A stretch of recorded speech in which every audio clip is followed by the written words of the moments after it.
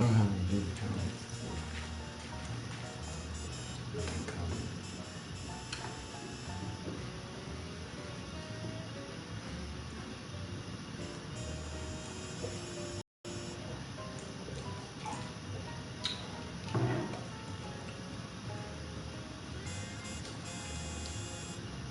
Would have been less uncomfortable with the stray accounts of these things had not agreed so well. As it was, nearly all the rumors had several points in common, averring that the creatures were a sort of huge flat red crab with many pairs of legs.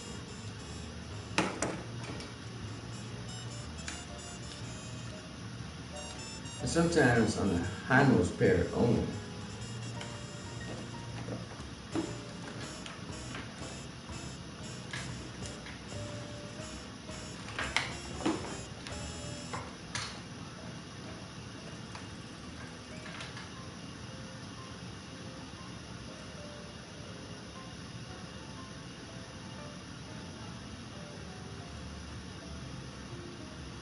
The main pair's legs and with two great bat-like wings in the middle of the back. They sometimes walk on all their legs, sometimes on the hindmost pair only.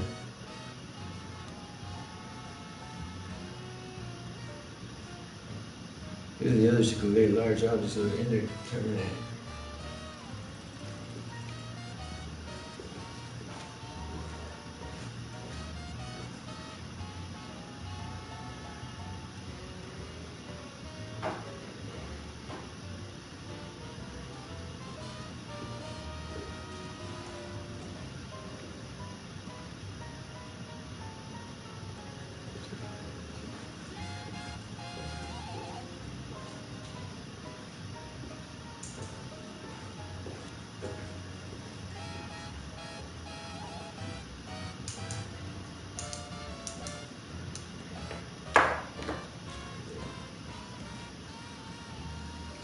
Using others to convey large objects of indeterminate nature.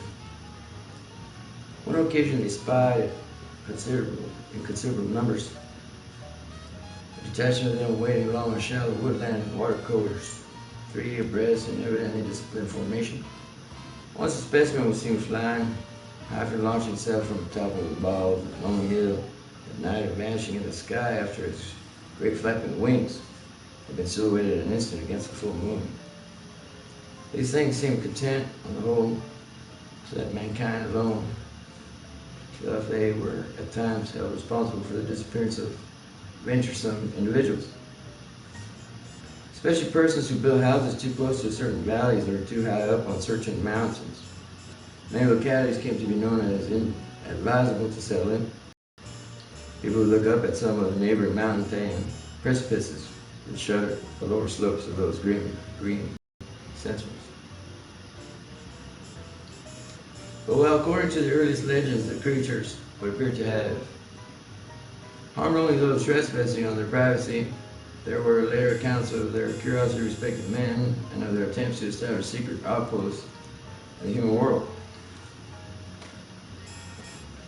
There were tales of the queer claw prints seen around farmhouse windows in the morning, and of occasional disappearances in regions outside the obviously haunted areas. Tales besides the buzzing voices and imitation of human speech, which made surprising offers to lone travelers on roads and car paths in the deep woods. And children, frightened out of their wits at things seen or heard, for the prominent forest pressed close upon their dooryards. The final layer of legends, the layer just preceding the decline of superstition and the abandonment of close contact with the dreaded places, are shock references to hermits and remote farmers who at some period of life appeared to have undergone a repellent mental change, and who were shunned and whispered about as mortals, which sold themselves to the strange beings. In one of the northeastern countries, it seemed to be a fashion about 1800 to accuse the eccentric and unpopular recluses of being allies or representatives of abhorred things. As to what the things were, explanations naturally varied. The common name applied to them was those ones, or the old ones, though other terms had a local and transient use. Perhaps the bulk of the Puritan settlers set them down bluntly as familiars of the devil and made them a basis of all theological speculation. Those with Celtic legendary in their heritage, mainly the Scottish, Irish, element of New Hampshire, and their kindred who had settled in Vermont on Governor Wentworth's colonial grants, linked them vaguely with the malign fairies and little people, the bogs and raths, protected themselves with the scraps of incantation handed down throughout many generations. But the Indians had the most fantastic theories of all. While different tribal legends differed, there was a marked consensus of belief in certain vital particulars, it being unanimously agreed that the creatures were not native to this earth. The Pennacook myths, which were the most consistent and picturesque, taught that the winged ones came from the great bear in the sky and had mines in our earthly hills whence they took a kind of stone they could not get in on any other world. They did not live here, said the myths, but merely maintained outposts and flew back with vast cargoes of stone to their own stars in the north. They harmed only those earth people who got too near them or spied upon them. Animals shunned them through instinctive hatred, not because of being hunted. They could not eat the things and animals of earth, but brought their own food from the stars. It was bad to get near them, and sometimes young hunters who went into their hills never came back. It was not good either to listen to what they whispered at night in the forest with voices like bees that tried to be like the voices of men. They knew the speech of all kinds of men, Pennacucks, Hurons, men of the 5 nations, but did not seem to have or need any speech of their own. They talked with their heads, which changed color in different ways to mean different things. All the legendary, of course, white and Indian alike, died down during the 19th century. Except for occasional atavistical flare-ups, the ways of the Vermonters became settled. And once their habitual paths and dwellings were established according to a certain fixed plan, they remembered less and less what fears and avoidances had determined that plan, and even that there had been any fears or avoidances. Most people simply knew that certain hilly regions were considered as highly unhealthy, unprofitable, and generally unlikely to live in. That the farther one kept from them, the better off one usually was. In time, the ruts of custom and economic interest became so deeply cut into approved places that there was no longer any reason for going outside them in the haunted hills. Haunted hills were left deserted by accident rather than by design. Save during the infrequent local scares, only wonder-loving grandmothers and retrospective nonagenarians ever whispered of being dwelling in those hills. And even such whispers admitted that there was not much to fear from those things now that they were used to the presence of houses and settlements, and now that human beings let their chosen territory severely alone. All this I had known from my reading and from certain folk tales picked up in New Hampshire. Hence, when the flood time rumors began to appear, I could easily guess what imaginative background had evolved. I took great pains to explain this to my friends, and was correspondingly amused when several continuous souls continued to insist on plausible elements of truth in the reports. Such persons tried to point out that the early legends had a significant persistence and uniformity, and that the virtually unexplored nature of the Vermont hills made it unwise to be dogmatic about what might or might not dwell among them. Nor could they be silenced by any assurance that all the myths were of a well-known pattern, common to most of mankind and determined by early phases of imaginative experience, which always produced the same type of delusion. It was of no use to demonstrate to such opponents that the Vermont myths differed but little in essence from those universal legends of natural personification, which filled the ancient world. The fauns and dryads and satyrs suggested the Kaliakanzari of modern Greece, and gave it wild Wales and Ireland, the dark hints of strange, small, and terrible hidden races of troglodytes and birds. Wales and dragon is where it comes from. Troglodytes and birds. Those are earlier fossils. fossils of creatures found on this planet. One of the first, I think, if not the first. No use either to point out that the even more startling and similar belief of the Nepalese hill tribes and the dreaded Migo, or abominable snowmen, who lurk hideously amidst the ice and rock pinnacles of the Himalayan summits. When I brought up this evidence, my opponents turned it against me by claiming that it must imply some actually historicity for the ancient tales, that it must argue the real existence of some queer elder earth race driven to hiding after the advent and dominance of mankind, which might very conceivably have survived in reduced numbers to relatively recent times, or even to the present. The more I laughed at such theories, the more these stubborn friends I surveyed them, adding that even without the heritage of legend, the recent reports were too clear, consistent, detailed, and insanely prosaic in manner of telling to be completely ignored. 2 or 3 fanatical extremists went so far as to hint at possible meanings in the ancient Indian tales which gave the hidden beings a non-terrestrial origin, citing the extravagant books of Charles Fort of Detroit. Shit. Shut the fuck up. That's pretty awesome.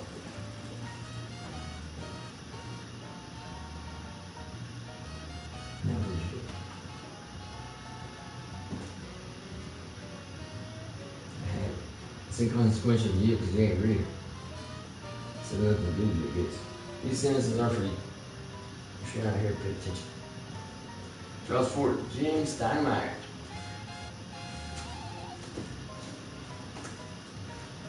The man who invented the supernatural.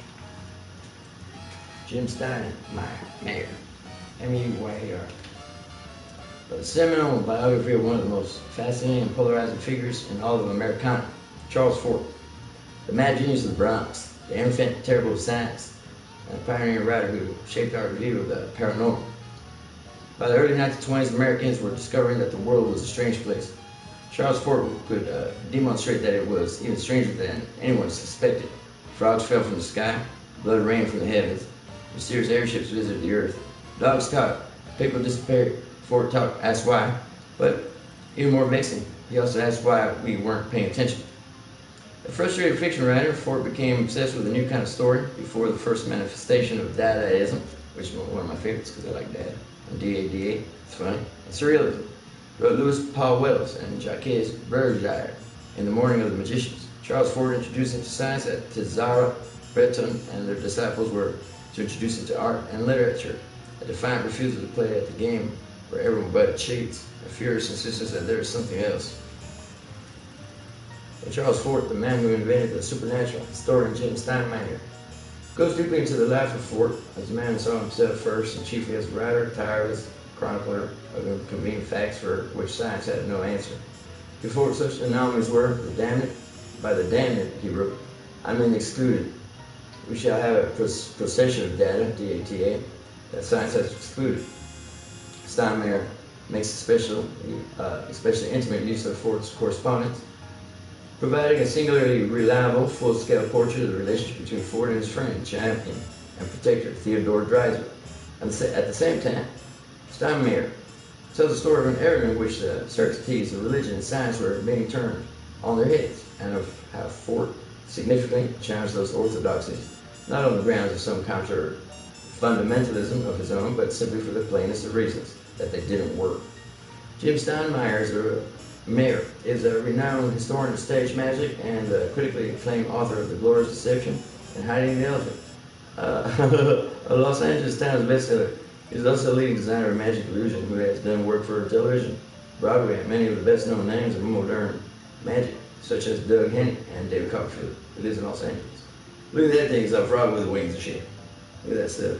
Pretty cool. Jack designed by Jason Smith, cover image of Charles Fort, top photograph of the author Jeff Davis, Penguin.com, Jeremy P. Tarcher, /Penguin, member Penguin Group USA. Hey, look at those things running about stuff. It's pretty neat.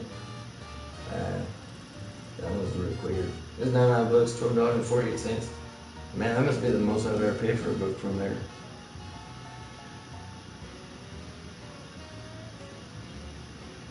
Who blazes this Charles Ford? The most fascinating literary figure since Poe. Theodore Dreiser, the New York Times, The Infinite Terrible Science.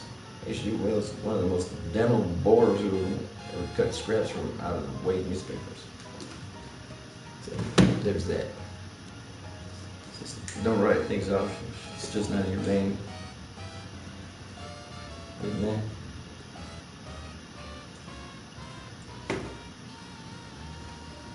Charles Fort.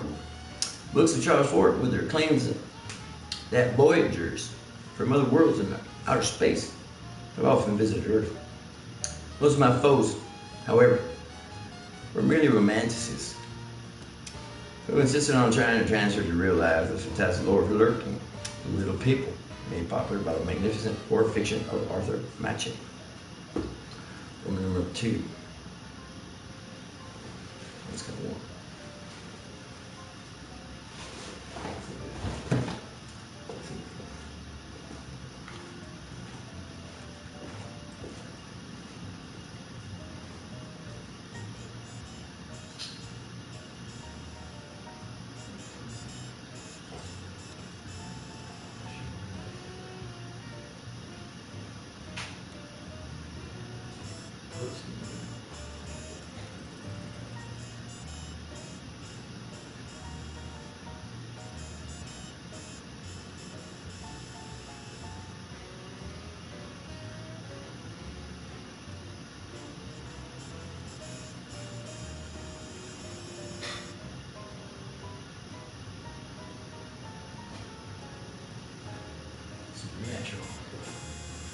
Natural. These are words in a dictionary. If you're not familiar with it, get a dictionary. If there's one book you're ever going to read in your life, it's a dictionary.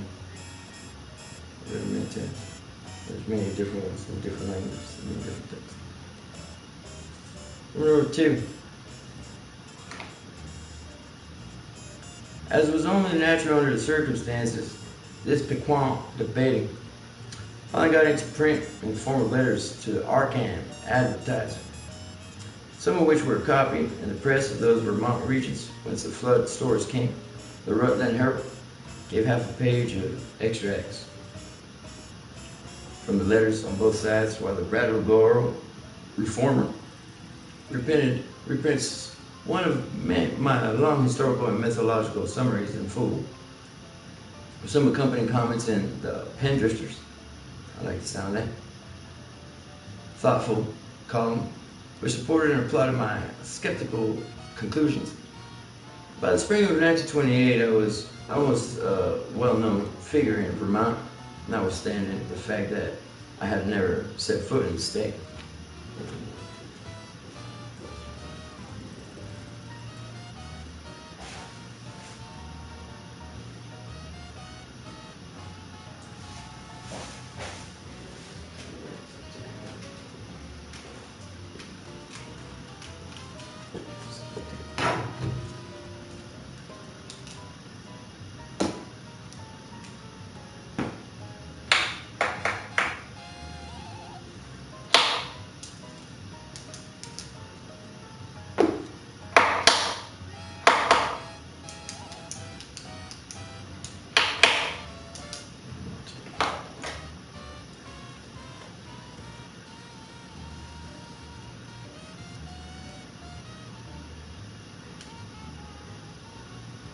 Then came the challenging letters from Henry Ackley, which impressed me so profoundly,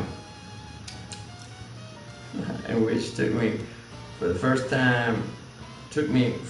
and last time to that fascinating realm of crowded green precipices and muttering forest streams.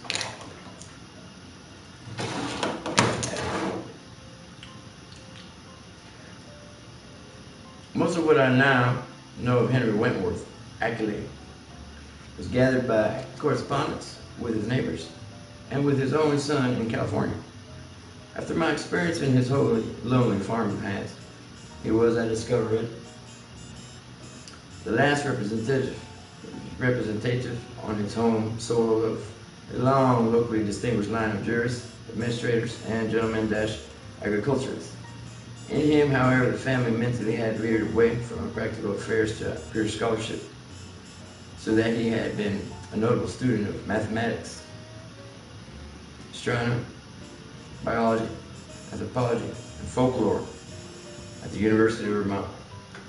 I'd never previously heard of him, and he did not give many autobiographical details in his communication. But from the first I saw, he was a man of character, education, and intelligence, albeit a recluse with very little worldly sophistication. Despite the incredible nature of what he claimed, I could not help at once taking accolade more seriously than I had taken any of the other challengers of my views. For one thing,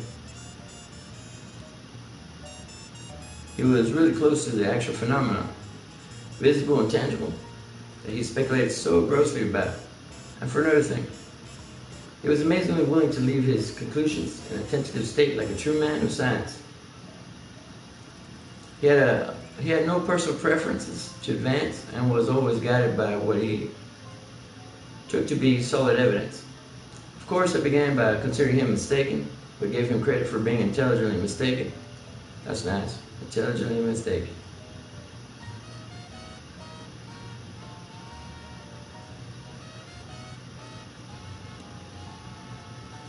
And at no time did I emulate some of his friends in attributing his ideas and his fear of the lonely green hills to insanity. I could see that there was a great deal to the man and knew that what he reported must surely come from strange circumstances, deserving investigation. However little it might have to do with the fantastic causes he assigned. Later on, I received from him certain material proofs, which placed the matter on a somewhat different and bewilderingly bizarre basis. Bizarre. It comes up a lot. I just want to see. Business? Bizarre business. I cannot do better than transcribe in full so far as it is possible the long letter in which accolade introduces himself and which forms such an important landmark in my own intellectual history. It is no longer in my possession, but my memory holds almost every word of its portentous message. And again, I affirm my confidence in the sanity of the man who wrote it. Here's the text, a text which reached me in the cramped, archaic, dash-looking scrawl of one who had obviously not mingled much with the world during his sedate scholarly life. RFD, R period F period D period number 2, Townshend, comma, Windham Cove, period, comma, Vermont, May 5, 1928. Albert N. Wilmarth, Esquire, 118 Saltonstall Street, Arcot, Massachusetts. My dear sir, I've read with great interest the Brattleboro Reformers through print, open parentheses, April 23rd, 28, close parentheses, of your letter on the recent stories of strange bow dives seen floating in our flooded streams last fall, and on the curious folklore they so well agree with. It is easy to see why an outlander would take the position you take, and even why a pendrifter agrees with you. This is the attitude generally taken by educated persons both in and out of Vermont, and was my own attitude as a young man. Open parentheses, I am now 57. Close parentheses. Before my studies, Stu Dyes, both general and in Dad Report's book, led me to do some exploring in parts of the hills, hereabouts not usually visited. I was directed towards such studies, Stu Dyes, by the queer old tales I used to hear from elderly farmers of the more ignorant sort. But now I wish I had left the whole matter alone. I might say, with all proper modesty, that the subject of anthropology and folklore, by no means strange to me. I took a good deal of it at college and am familiar with most of the standard authorities such as Taylor, Lubbock, Fraser, Quatrefages, Murray, Osborne, Keith, Bull, and G. Elliott Smith, and so on. It is no news to me that tales of hidden races are as old as all mankind. I have seen the reprints of letters from him and those arguing with him in the Rutland Herald, and guess I know about where your controversy.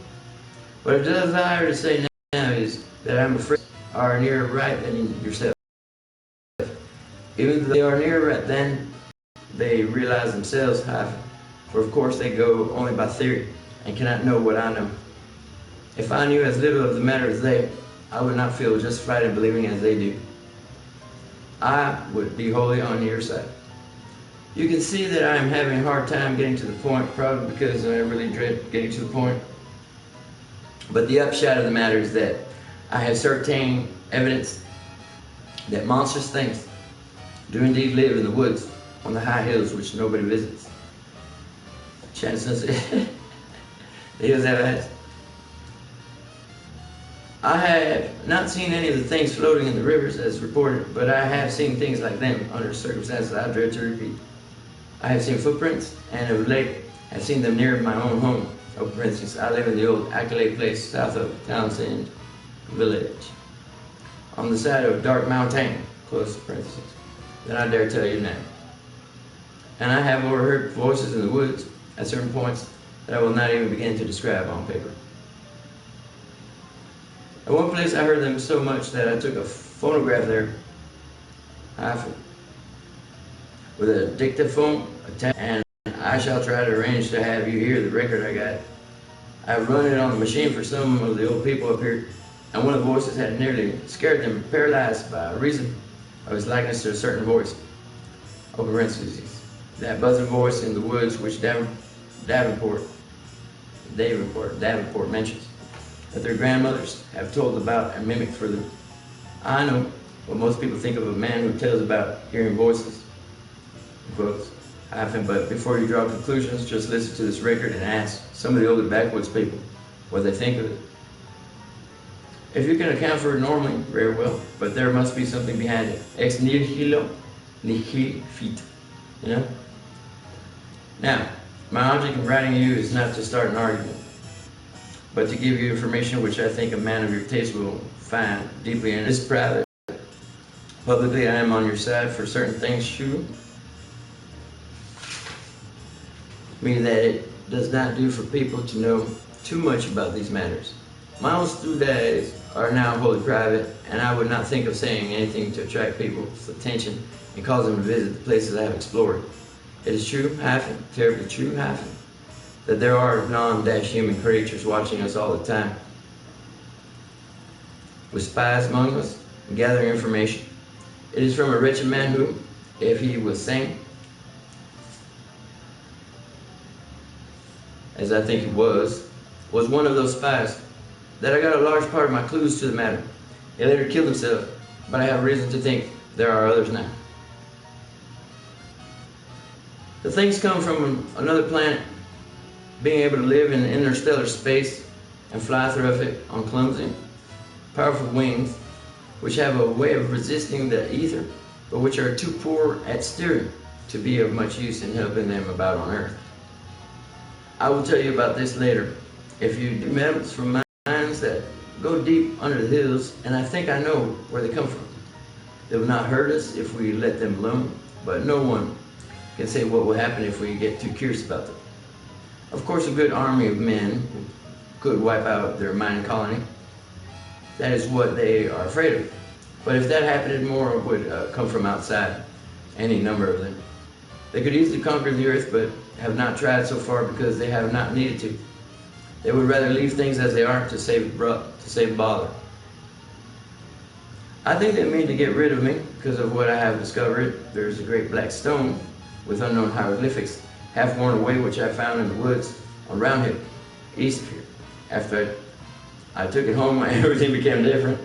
If they think I suspect too much, they will either kill me or take me off the earth to where they come from. They like to take away men of learning once in a while to keep informing on the state of things in the human world. This leads me to my secondary purpose in addressing you, namely to urge you to hush up the present debate rather than give it more publicity. People must be kept away from these hills, and in order to effect this, their curiosity ought not to be aroused any further. Heaven knows there is a peril enough for anyway, with promoters and real estate men flooding Vermont with herds of summer people to overrun the wild places and cover the hills with cheap bungalows. I shall welcome further communication with you, and shall try to send you that phonograph record in Blackstone, in parentheses, which is so worn that photographs don't shoot much, close parentheses. By express, if you are willing, I say try, because I think Those creatures have a way of tampering with things around here, like gremlins. There's a sullen, furtive fellow named Brown on a farm near the village, who I think is their spy. Little by little they are trying to cut me off from our world because I know too much about their world. They have the most amazing way of finding out what I do. You may not even get this letter. I think I shall have to leave this part of the country and go to live with my son in San Diego, California, if things get any worse. But it is not easy to give up the place you were born in and where your family has lived for 6 generations. Also, I would hardly dare sell this house to anybody now that the creditors have taken notice of it. They seem to be trying to get the black stone back and destroy the phonograph record. But I shall not let them if I can help it. My great police dogs always hold them back, for there are a rare few here as yet, and they are clumsy in getting about. As I have said, their wings are not much used for short flights on Earth. I am on the very brink of deciphering that stone hyphen in a very terrible way. And with your knowledge of folklore, you may be able to supply missing links enough to help me. I suppose you know all about the fearful myths and antedating the coming of man to the earth. The Yog-Sothoth and Cthulhu cycles, hyphen which are hidden in the Necronomicon. I had access to a copy of that once, and here that you have one in your college library under the lock and key. To conclude, Mr. Wilmarth, I think that with our respective studies, we can be very useful to each other. I don't wish to put you in any peril, and suppose I ought to warn you that possession of the stone and the record won't be very safe. But I think you will find any risks worth running for the sake of knowledge. I will drive down to New Fame or Brattleboro to send whatever you authorize me to send. For the express offices, there are more to be trusted. I might say that I live quite alone now, since I can't keep hired help anymore. They won't stay because of the things that try to get near the house at night and that keep the dogs barking continually. I am glad I didn't get as deep as this into the business while my wife was alive, for it would have driven her mad. Hoping that I am not bothering you unduly, and that you will decide to get in touch with me rather than throw this letter into the wastebasket as a madman's raving I am. Yours very truly, Henry W. Accolade.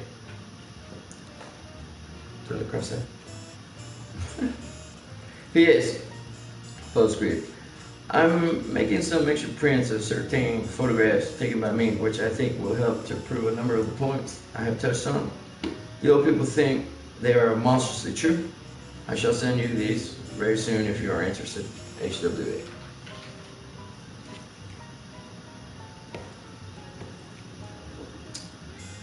Page 678, H.P. Lovecraft, The Whisper in Darkness.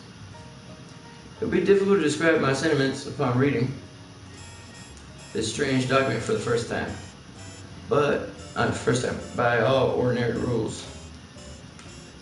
I ought to have laughed more loudly at these extravagances than at the far milder theories, which had previously moved me to mirth. Yet, something in the tone of the letter made me take it with paradoxical seriousness. Not that I believed for a moment in the hidden rays from the stars which my correspondent spoke of, but that after some grave preliminary doubts, I grew to feel oddly sure of his sanity and sincerity, and of his confrontation by some genuine, though singular and abnormal phenomenon, which he could not explain except in the imaginative way. It could not be as he thought it, I reflected, yet on the other hand, it could not be otherwise than worthy of an investigation. The man seemed unduly excited and alarmed about something, but it was hard to think that all cause was lacking. He was so specific and logical in certain ways, often, and after all, his yarn did fit in so perplexingly well with some of the old myths, even the wildest Indian legends, that he had really overheard disturbing voices in the hills, and had really found the black stone he spoke about, was wholly possible despite the crazy inferences he had made, inferences probably suggested by the man who had claimed to be a spy of the outer beings and had later killed himself. It was easy to deduce that this man must have been wholly insane, but that he probably had a streak of perverse outward logic, which made the naive accolade already prepared for such things by his folklore studies. Believe his tale. As for the latest developments, it appeared from his inability to keep hired help that Accolade's humbler, rustic neighbors were as convinced as he that his house was besieged by uncanny things. At night, the dogs really barked too. And then the matter of that phonograph record, which I could not but believe he had obtained in the way he said. It must mean something. Whether animal noises deceptively like human speech, or the speech of some hidden, night-haunting human, being decayed to a state not much above that of lower animals. From this my thoughts went back to the black hieroglyphic stone and to the speculations upon what it might mean. Then too, what of the photographs which Ackley said he was about to send, and which the old people had found so convincingly terrible? As I reread the cramped handwriting, I felt as never before that my credulous opponents might have more on their side than I had conceded. After all, there might be some queer and perhaps hereditarily misshapen outcasts in their shunned hills, even though no such race of star-born monsters as folklore claimed, and if there were, then the presence of strange Bodais in the flood streams would not be wholly beyond belief. Was it too presumptuous to suppose that both the old legends and the recent reports had this much of a reality behind them? But even as I harbor these doubts, I felt ashamed that so fantastic a piece of bizarrerie as Henry Ackley's wild letter had brought them up. In the end, I answered Ackley's letter, adopting a tone of friendly interest and soliciting further particulars. His reply came almost by return mail and contained, true to a promise, a number of Kodak views of scenes and objects illustrating what he had to tell. Glancing at these pictures as I took them from the envelope, I felt a curious sense of fright and nearness to forbidden things.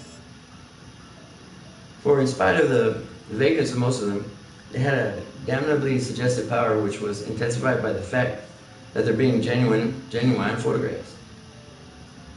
Actual optical links with what they portrayed, and the product of an impersonal transmitting process without prejudice, fallibility, or mendacity.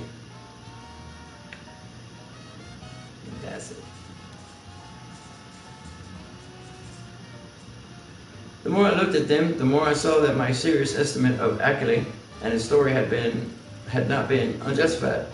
Certainly, these pictures carried conclusive evidence of something in the Vermont hills, which was at least vastly outside the radius of our common knowledge and belief.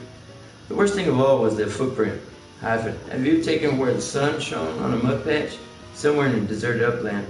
This was no cheaply counterfeited thing. I could see at a glance, for the sharply defined pebbles and glass plates in the field of vision gave a clear index of scale and left no possibility of a tricky double exposure. I have called the thing a footprint, but claw print would be a better term. Even now I can scarcely describe it, save to say that it was hideously crab-like, and that there seemed to be some ambiguity about its direction. It was not a very deep or fresh print, but seemed to be about the size of an average man's foot. From a central pad, pairs of saw-toothed nippers projected in opposite directions, quite baffling as to function, if indeed the whole object were exclusively an organ of locomotion. Another photograph, evidently a time exposure taken in deep shadow, was of the mouth of a woodland cave, with a boulder of rounded regularity choking the aperture. On the bare ground in front of it, one could just discern a dense network of curious tracks, and when I studied the picture with a magnifier, I felt uneasily sure that the tracks were like the one in the other view. A third picture showed a druid-like circle of standing stones on the summit of a wild hill. Around the cryptic circle, the grass was very much beaten down and worn away, though I could not detect any footprints even with the glass. The extreme remoteness of the place was apparent from the veritable sea of tenantless mountains, which formed the background and stretched away toward a misty horizon. But if the most disturbing of all the views was that of the footprint, the most curiously suggestive was that of the great black stone found in the Roundhill woods. Ackley had photographed it on what was evidently his study table, for I could see rows of books and a bust of Milton in the background. The thing, as nearly as one might guess, had faced the camera vertically with somewhat irregular curved surface of 1 by 2 feet. But to say anything definite about that surface or about the general shape of the whole mass almost defies the power of language. What outlandish geometrical principles had guided its cutting? Hyphen for artificially cut, it surely was. Hyphen, I could not even begin to guess. And never before had I seen anything which struck me as so strangely and unmistakably alien to this world. Of the hieroglyphics on the surface, I could discern very few, but one of the 2 that I did see gave me rather a shock. Of course, they might be fraudulent, or others besides myself had read the monstrous and abhorrent Necronomicon of the mad Arab Abdul al-Hazred, but it nevertheless made me shiver to recognize certain ideographs which studied and taught me to link with the most blood-curdling and blasphemous whispers of things that had a kind of mad half-existence before the earth and the other inner worlds of the solar system were made. Of the 5 remaining pictures, 3 were of swamp and hill scenes which seemed to bear traces of hidden and unwholesome tenacity. Another was of a queer mark in the ground very near Ackley's house, which said he had photographed the morning after, a night of which the dogs had barked more violently than usual. It was very blurred, and one could really draw no certain conclusions from it, but it did seem fiendishly like that other mark or claw print photographed on the deserted upland. The final picture was of the Ackley place itself, a trim white house of 2 stories and attic, about a century and a quarter old, and with a well-kept lawn and stone-bordered path leading up to the tastefully carved Georgian doorway. There were several huge police dogs on the lawn squatting near a pleasant-faced man and a close-cropped gray beard, whom I took to be Ackley himself. His own photographer, one might infer from the 2 connected bulb in his right hand. For the pictures I turned to the bulky, closely written letter itself, and for the next 3 hours was immersed in a gulf of unutterable horror. Where Ackley had given only outlines before, he now entered into minor details, presenting long transcripts of words overheard in the woods at night. Long accounts of monstrous pinkish forms spied in thickets in twilight on the hills, and a terrible cosmic narrative derived from the application of profound and varied scholarship to the endless bygone discourses of the mad self-styled spy who had killed himself. I found myself faced by names and terms that I had heard elsewhere in the most hideous of connections. Yugoth, Great Cthulhu, Tesagar, Sat Hogawa, Yogdash So Sothoth, Arle Lewayae, Narla Thotep, Azaf Haster Hayan Ling, the Lake of Hali, Beth Mura, the Yellow Sign, El Mur Deshkathulos brand, and the Magnum Inno Min Andum, and was drawn back throughout nameless aeons, and inconceivable dimensions to worlds of outer entity, and which the crazed author of the Necronomicon, I didn't write it, had only guessed in the vaguest way.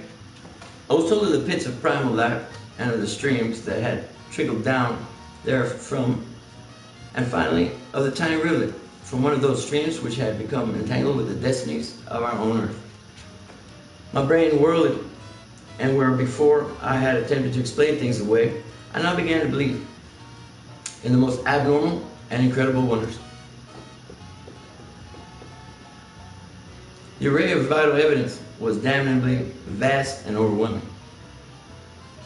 The cool. Scientific attitude of Ackley, cool. It's only used twice in 681 pages. And they're cool. They're cool.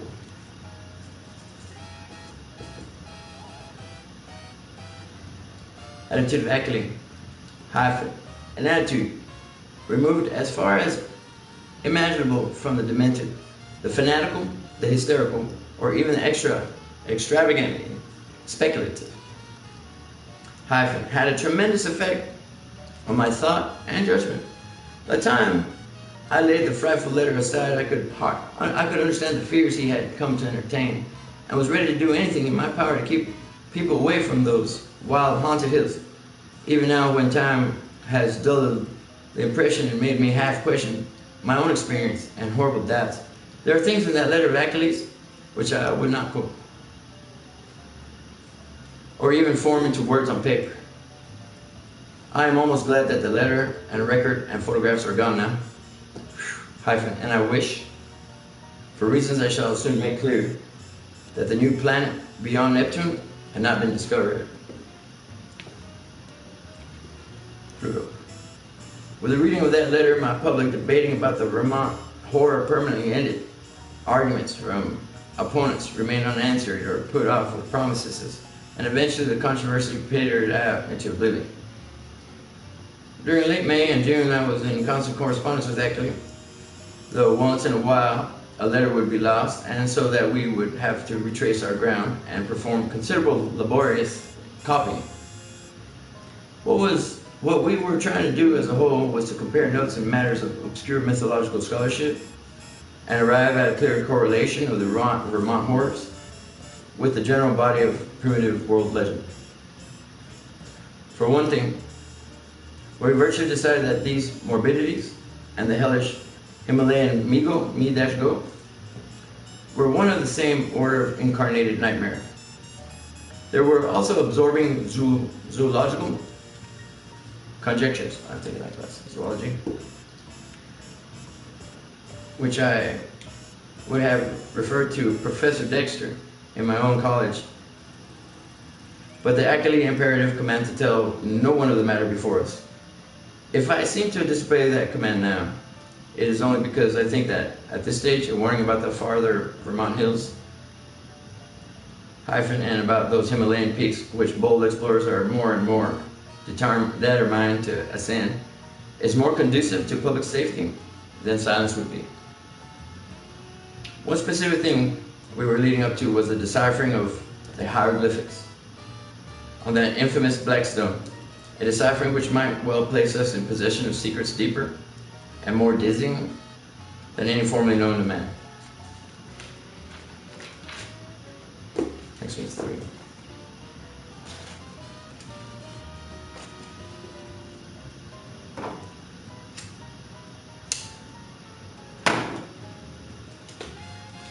Toward the end of June, or June for you, Junie, and it's Julie. June and July, it's Junie and Julie, back in the day.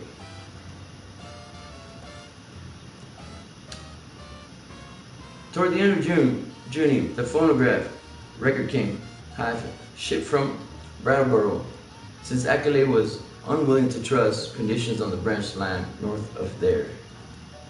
We had begun to feel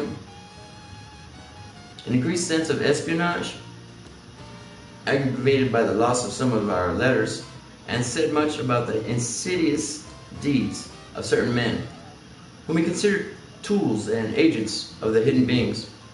Most of all, Inish, something like that. Most of all, he suspected the surly farmer, Walter Brown, who lived alone on a run-down hillside place near the deep woods, and who was often seen loafing around corners in Brattleboro, Bellows Falls, Newfane, and South Londonderry. In the most inexplicable and seemingly unmotivated way, Brown's voice, he felt convinced, was one of those he had overheard on a certain occasion in a very terrible conversation. And he had once found a footprint or a claw print near Brown's house, which might possess the most ominous significance. It had been curiously near some of Brown's own footprints that faced toward it. So the record was shipped from Brattleboro, whither Ackley drove in his Ford car along the lonely Vermont back roads. He confessed in an accompanying note that he was begging to be afraid of those roads, and that he would not even go into the townshend for supplies now, except in broad daylight. It did not pay, he repeated again and again. To know PS4 went or restaurant.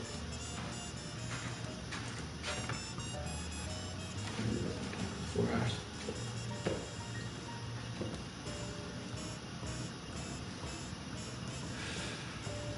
To know too much unless one were very remote from those silent and problematical hills. It would be going to California pretty soon to live with the sun, though it was hard to leave a place where all one's memories and ancestral feelings centered.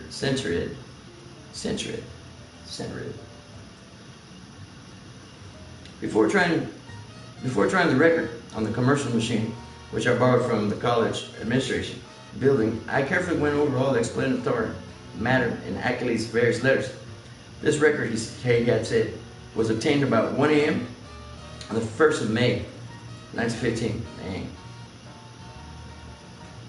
So he's gonna play it and it's gonna come through. Near the closed mouth of a cave where the wounded west slope of Dark Mountain rises out of Lee's swamp, the place had always been usually plagued with strange voices. This being the reason he had brought the phonograph, dictaphone, and blank in expectation of results. Former experience had told him that May-Eve, the hideous Sabbat night of underground European legend, would probably be more fruitful than any other date, and he was not disappointed. It was noteworthy, though, that he never again heard voices at that particular spot.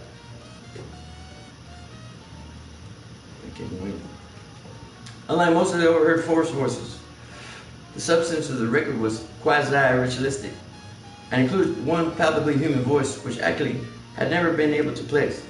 It was not Brown's, but seemed to be that of a man of greater cultivation. The second voice, however, was the real crux of the thing, for this was a cursed buzzing, which had no likeness to humanity despite the human words which it uttered in good English, grammar, and scholarly accent. The recording and phonograph, this is H.P. Lovecraft, The Whisperer in Darkness, page 683. The recording phonograph and dictaphone had not worked uniformly well, and had of course been at a great disadvantage because of the remote and muffled nature of their overheard ritual. And I am Lovecraft for the remainder of this book. And then down to me as orator. So that the actual speech secured was very fragmentary. Ackley had given me a transcript of what he believed the spoken words to be, and I glanced through this again, and I prepared the machine for action. The text was darkly mysterious rather than openly horrible. The knowledge of its origin and manner of gathering gave it all the associative horror which any words could well possess. I will present it here in full as I remember it, and I am fairly confident that I know it correctly by heart. Not only from reading the transcript, but from playing the record itself over and over again. It is not a thing which one might readily forget. Exclamation point.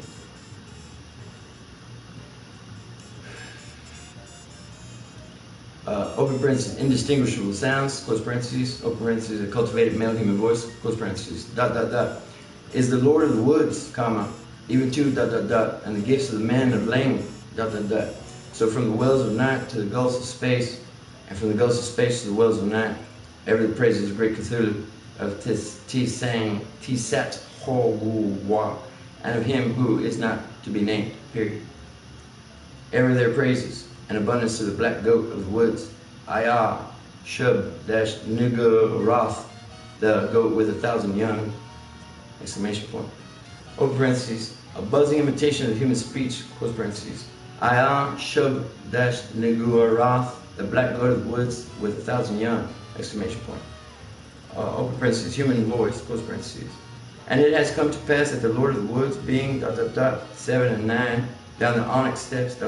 tributes to him in the gulf as a thoth, he of whom thou hast taught us marvels, and then ELS, else, which is God's ... on the wings of night, out beyond space, out beyond th, to that whereof Yugoth is the youngest child, rolling alone in black ether. There's a German way out there, a Deutscher. Maybe.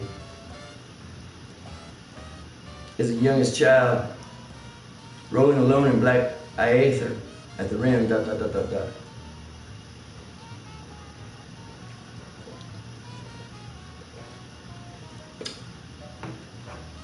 Buzzing voice, parentheses, Go out among men and find the ways thereof, that he in the Gulf may know.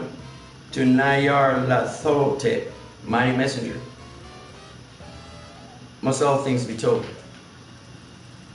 And he shall put on the semblance of men, the waxen mask and the robe that hides, and come down from the world of seven suns to mock, human voice, Nayar Nyar Athotet, great messenger, bringer of strange joy to Yugoth, thrust the void, father of the million favored ones, stalker among, Speech cut off by end of record, close parentheses, open parentheses. Such were the words for which I was to listen when I started the phonograph. It was with a trace of genuine dread and reluctance that I pressed the lever and heard the preliminary scratching of the sapphire point.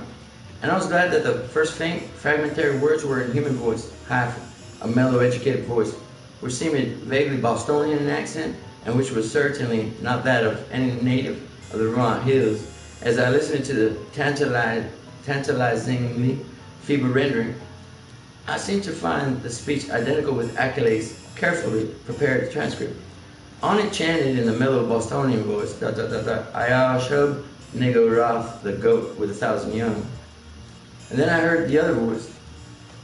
To this hour I shudder retrospectively when I think of how it struck me, prepared though I was by Achilles' accounts. Those to whom I have since described the record profess to find nothing but cheap imposture or madness in it. But could they have heard the accursed thing itself, or read the bulk of Achilles' correspondence, especially that terrible and encyclopedic second letter? I know that they could think differently. It is, after all, a tremendous pity, too, that all his letters were lost. To me, with my first-hand impression of the actual sounds, and with my knowledge of the background and surrounding circumstances, the voice was a monstrous thing. It swiftly followed it, the human voice, in ritualistic response. But in my imagination, it was a morbid echo winging its way across an unimaginable abyss from unimaginable outer hells. It's more than 2 years now since I last ran off the blasphemous waxen cylinder. But at this moment, and all other moments, I can still hear that feeble, fiendish buzzing as it reached me for the first time. Ayah Shub Negarath, the black goat of the woods with 1,000 young. But though that voice is always in my ears, I have not even yet been able to analyze it well enough for a graphic description. It was like the drone of some loathsome, gigantic insect ponderously shaped into the articulate speech of an alien species. And I am perfectly certain that the organs producing it have no resemblance to the vocal organs of man, or indeed to those of any of the mammalia. There were singularities in timbre, range, and overtones, which placed this phenomenon wholly outside the sphere of humanity and earth life. A certain advent that first time almost stunned me, and I heard the rest of the record thrust in a sort of abstracted daze. When the longer passage of buzzing came, there was a sharp intensification of that feeling of blasphemous infinity, which had struck me during the shorter and earlier passage. At last, the record ended abruptly, during an unusually clear speech of the human and Bostonian voice. But I sat stupidly staring, long after the machine had automatically stopped. I hardly need to say that I gave the shocking record another plan, and that I made exhaustive attempts at analysis and comment and comparing notes with Ackley. It would be both useless and disturbing to repeat here all that we concluded. But I may hint that we agreed in believing that we had secured a clue to the source of some of the most repulsive primordial customs in the cryptic elder regions of mankind. It seemed plain to us Also that there were ancient, and elaborate alliances between the hidden outer creatures and certain members of the human race. How extensive these alliances were and how they are stated today might compare. Where they're stated in the earlier stages, we had no means of guessing. Yet, at best, there was room for a limitless amount of horrified speculation. There seemed to be an alpha and memorial linkage in several definite stages betwixt man and nameless affinity. The blasphemies which appeared on Earth, it was hinted, came from the dark planet Yugoth, at the rim of the solar system. But this was in itself merely the populace, Goth, yeah, German, yeah, and Gotham, yeah, and Gargoyles, yeah, all that stuff. A frightful interstellar race whose ultimate source must lie far outside even the Einsteinian space-time continuum, or greatest known cosmos. Meanwhile, we have continued to discuss the Black Stone and the best way of getting it to Arkham. Actually deeming it inadvisable to have me visit him at the scene of his nightmare studies. For some reason or other, Ackley was afraid to trust the thing to any ordinary or expected transportation route. His final idea was to take it across country to Bellows Falls and ship it on the Boston and Maine system through Keene and Winchendon and Fitchburg. Even though this would necessitate his driving along somewhat lonelier and more forced traversing hill roads than the main highway to Brattleboro. He said he had noticed a man around the express office at Brattleboro when he had sent the photograph record, whose actions and expression had been far from reassuring. This man had seemed too anxious to talk with the clerks and had taken the train on which the record was shipped. Ackley confessed that he had not felt strictly at ease about the record until he heard from me of its safe receipt. About this time, the second week in July, another letter of mine went astray. As I learned it through an anxious communication from Ackley, after that he told me to address him no more at Townshend, but to send all mail in care of the general delivery at Brattleboro, whether he would make frequent trips either in his car or on the motor coach line, which had lately replaced passenger service on the lagging branch railway. I could see that he was getting more and more anxious, for he went into much detail about the increased barking of the dogs on the moonless nights, and about the fresh claw prints he sometimes found in the road and in the mud at the back of his farmyard when morning came. Once he told about the veritable army of prints drawn up in the line facing equally thick and resolute line of dog tracks, and sent a loathsomely disturbing Kodak picture to prove it. That was after a night of which the dogs had outdone themselves in barking and howling. On the morning of Wednesday, July 18, I received a telegram from Bellows Falls in which Ackley said he was expressing the Black Stone over the B&M on the train number 5508, leaving Bellows Falls at 12:15 p.m. Standard Time and due at the North Station in Boston at 4:12 p.m. It ought, I calculated, to get up to our camp at least by the next noon, and accordingly I stayed in all Thursday morning to receive it. But noon came and went without its advent, and when I telephoned down to the express office, I was informed that no shipment for me had arrived. My next act, performed again amidst a growing alarm, was to give a long-distance call to the express agent at the Boston North Station, and I was scarcely surprised to learn that my consignment had not appeared. Train number 5508 had pulled in only 35 minutes late on the day before, but had contained no box address to me. The agent promised, however, to institute a searching inquiry, and I ended the day by sending Ackley's night letter outlining the situation. With commendable promptness, a report came from the Boston office on the following afternoon. The agent telephoned as soon as he learned the facts.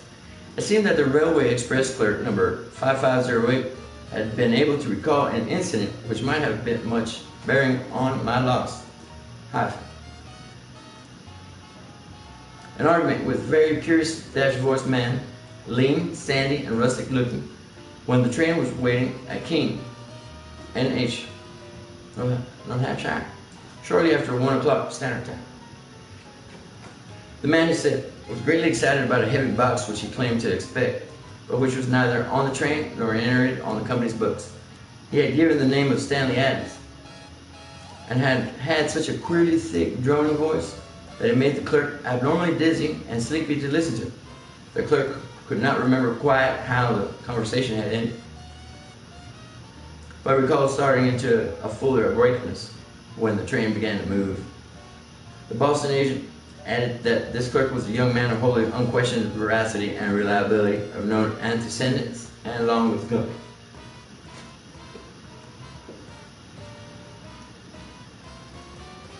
That evening I went to Boston to interview the clerk in person, having obtained his name and address from the office. He was a frank, prepossessing fellow that I saw that he could add nothing to his original account. Oddly, he was scarcely sure that he could even recognize the strange inquirer again. Realizing that he had no more to tell, I returned to Arkham and sat up still morning, writing letters to Ackley, to Express Company, and to the police department and station agent in King.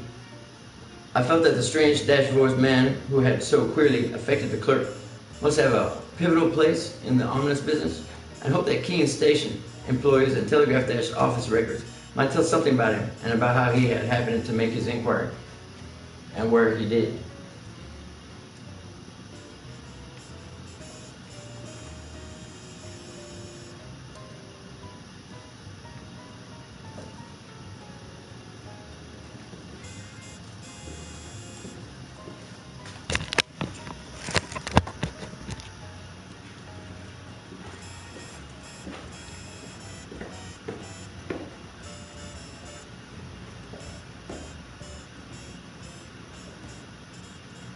I must admit, however, that all my investigation came to nothing.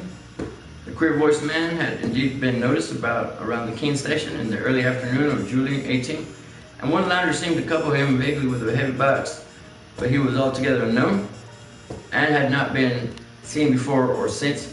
He had not visited the telegraph office or received any message so far as could be learned, nor any message which might justly be considered a notice of the Black Stone's presence on number 5508. Come to the office for anyone. Naturally, Ackley joined with me in conducting these inquiries, and even made a personal trip to Keene to question that people around the station, but his attitude toward the matter was more fatalistic than mine. He seemed to find the loss of the box a portentous and menacingly fulfillment of inevitable tendencies, and had no real hope at all of its recovery. He spoke of the undoubted telepathic and hypnotic powers of the hill creatures and their agents, and one letter hinted that he did not believe the stone was on this earth any longer. For my part, I was duly enraged, for I had felt that was the last chance, the least of a chance of learning profound and astonishing things from the old blurred hieroglyphs. The matter would have ranked bitterly in my mind had not Ackley's immediate subsequent letters brought up a new phase of the whole horrible hill problem, which at once seized all my attention.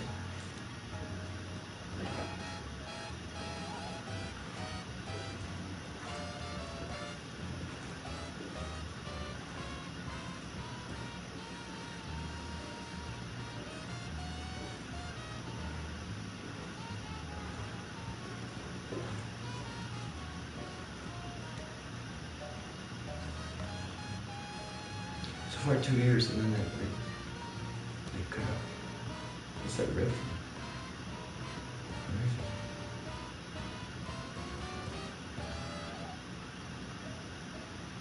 Awesome. Cool.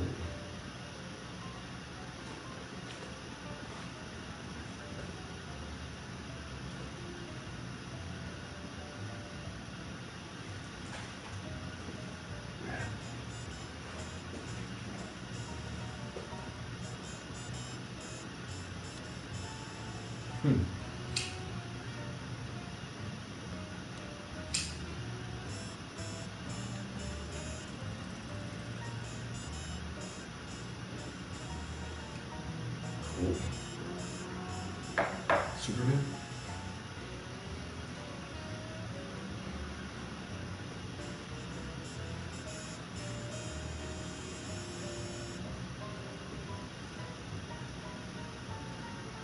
Look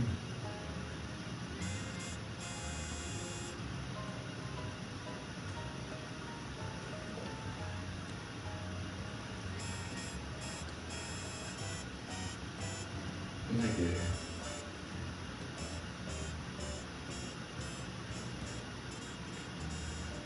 What is that? You see this right here?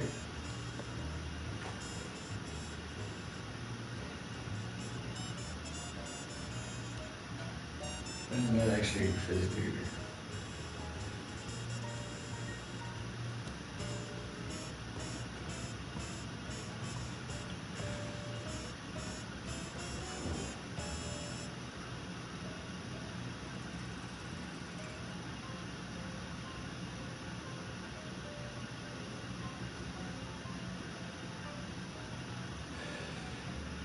See what it turns into. Keep it rolling.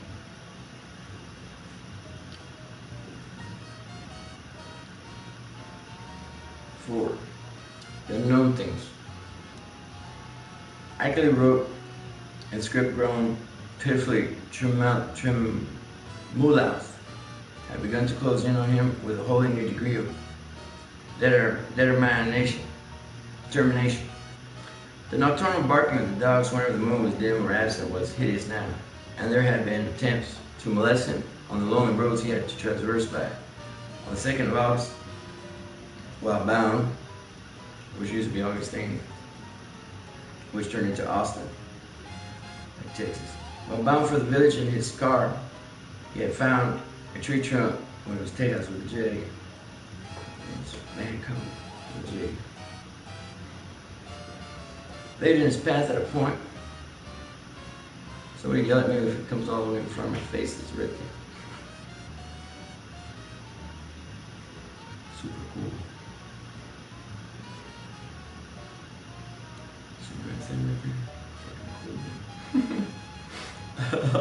Was hideous now.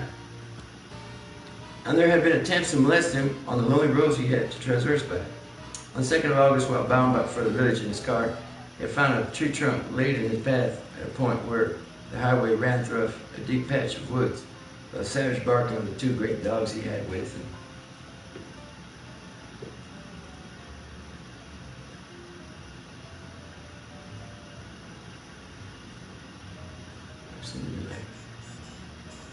Candles lit in there.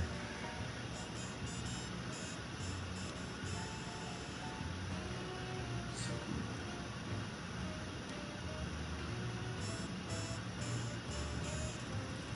Awesome. Deep patch of woods while the savage barking of 2 great dogs had told him all too well the things which must have been lurking near. What would have happened had the dogs not been there?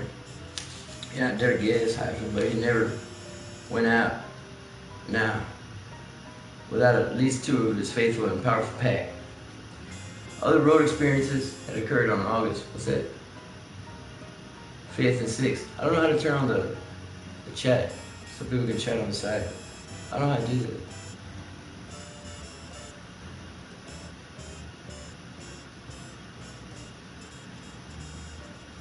You're not watching the feed. It's not paradoxical at all. Maybe we have different definition of paradoxical. Are you having paradoxical faith? That's pretty awesome.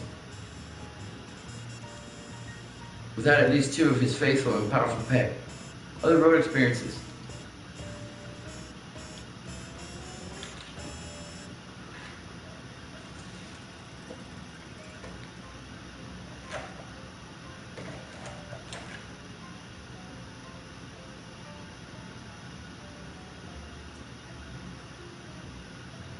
At least 2 of his faithful powerful pack. Other road experiences had occurred on August 5th and 6th. A shot gazing his car on one occasion, and the barking of the dogs telling of unholy woodland presences on the other.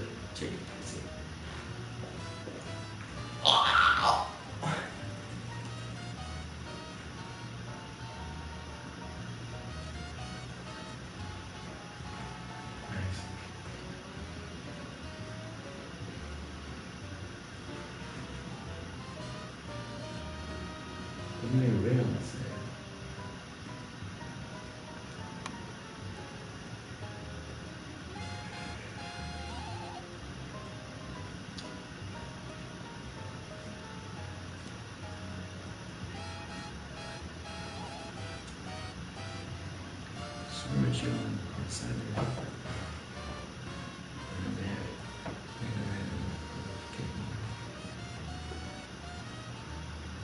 This car on one occasion and the barking of dogs telling of unholy woodland presences on the other.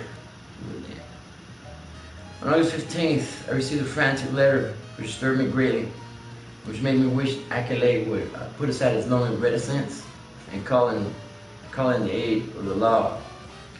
There had been frightful happenings on the night of the 12th, 13th, bullets flying outside the farmhouse and 3 of the 12 great dogs being found shot dead in the morning. There were myriads of claw prints in the road, with the human prints of Walter Brown among them. Ackley had started to telephone to Brattleboro for more dogs, but the wire had gone dead before he had a chance to say much.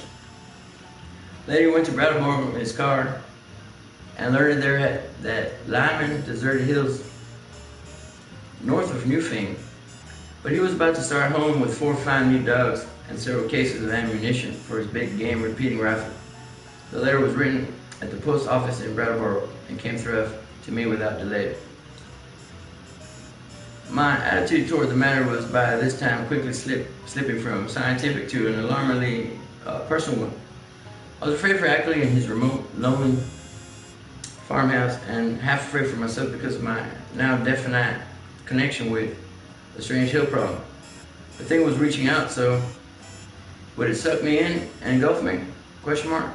In replying to his letter, I urged him to seek help and hinted that I might take action myself if he denied. I spoke of visiting Vermont in person in spite of his wishes and of helping him explain the situation to the proper authorities. In return, however, I received only a telegram from Bellows Fall, which read thus: appreciate your position but can do nothing. Take no action yourself, for it could only harm both. Wait for explanation. Henry Ackley. But the affair was steadily deepening. Upon my reply to the telegram, I received a shaky note from Ackley with astonishing news that he had not only never sent the wire, but had not received the letter from me to which it was obviously replied, and which was an obvious reply. Hasty inquiries by him at Bellows Falls had brought out that message was deposited by a strange sandy-haired man with a curiously thick, droning voice, though more than this he could not learn. The clerk shewed him the original text, as scrawled in pencil by the sender. But the handwriting was wholly unfamiliar. It was noticeable that the signature was misspelled. -A-K-E-L-Y. Kelly, without the second E. Certain conjectures, that's where I read it, the Necronomicon at Kelly's. But amidst the obvious crisis, he did not stop to elaborate upon them. He spoke of the death of more dogs and the purchase of still others, and of the exchange of gunfire which had become a settled feature. Each moonless night, Brown's prints and the prints of at least 1 or 2 more shod human figures were now found regularly among the claw. Cool. Among the claw prints in the road, and at the back of the farmyard. It was actually admitted a pretty bad business, and before long he would probably have to go live with his California son, whether or not he could sell the old place. But it was not easy to leave the only spot one could really think of as home. He must try to hang on a little longer. Perhaps he could scare off the intruders, especially if he only gave up all further attempts to penetrate their secrets.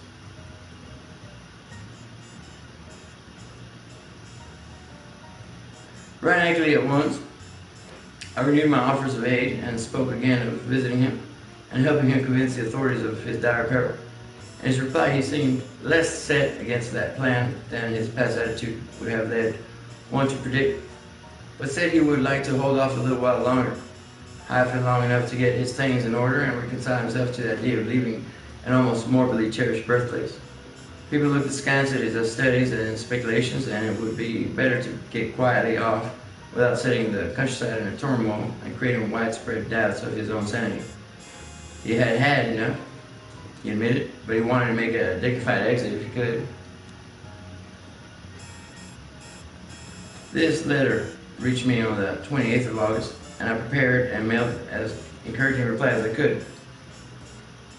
Apparently the encouragement had effect, for Ackley had fewer terrors to report when he acknowledged my note.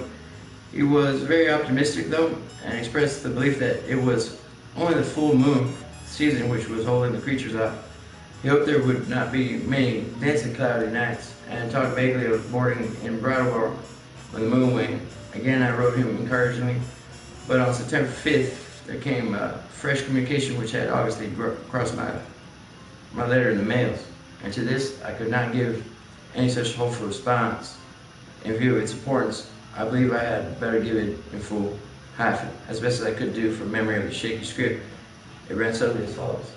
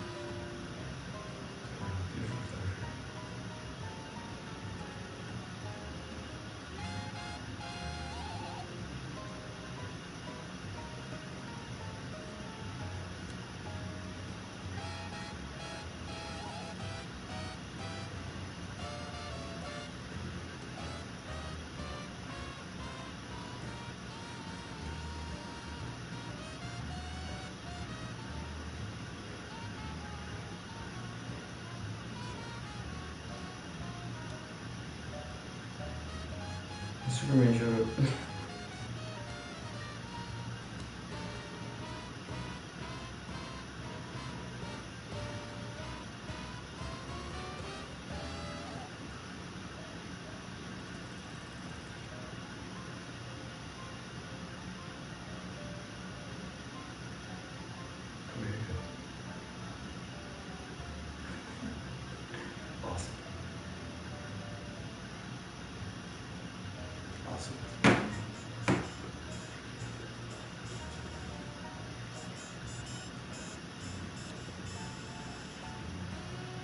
Monday.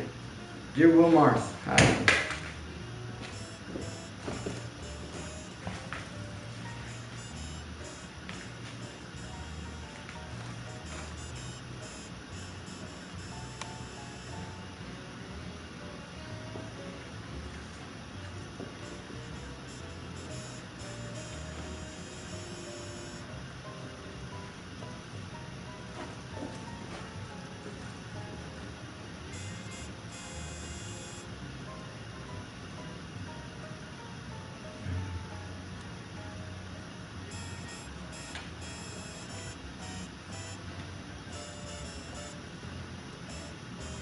Dear Will Marth, hyphen. Rather discouraging PS to my last night was thickly cloudy, hyphen, though no rain, hyphen. Not a bit of moonlight got through. Things were pretty bad, and I think the end is getting near. In spite of all, we have hope.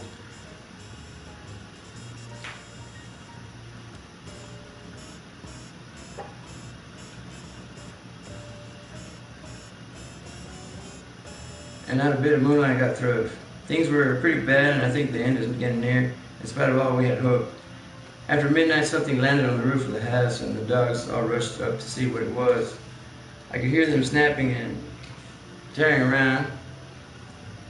And then one managed to get on the roof by jumping from the low L. There was a terrible fight up there.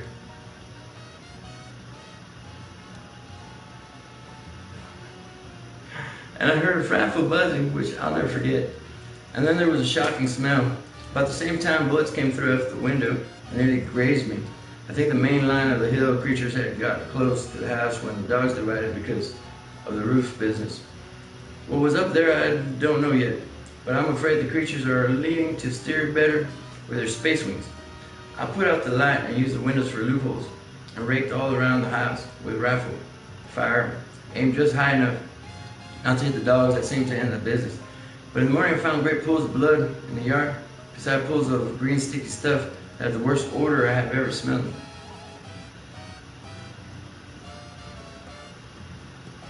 climbed up on the roof and found more of the sticky stuff there. 5 of the dogs were killed. I'm afraid I hit one of them myself for aiming too low,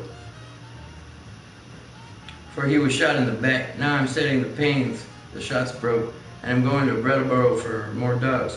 I guess the man on the kennels think I'm crazy. We'll drop another note later. Suppose I'll be ready for moving in a week or two, though it nearly kills me to think of it. Hastily, a Kelly. But this was not the only letter from Kelly to cross mine. On the next morning, September 6th, still another came. This time a frantic scrawl, which utterly unnerved me and put me at a loss what to say or do next. Again, I cannot do better than quote the text as faithfully as memory will let me.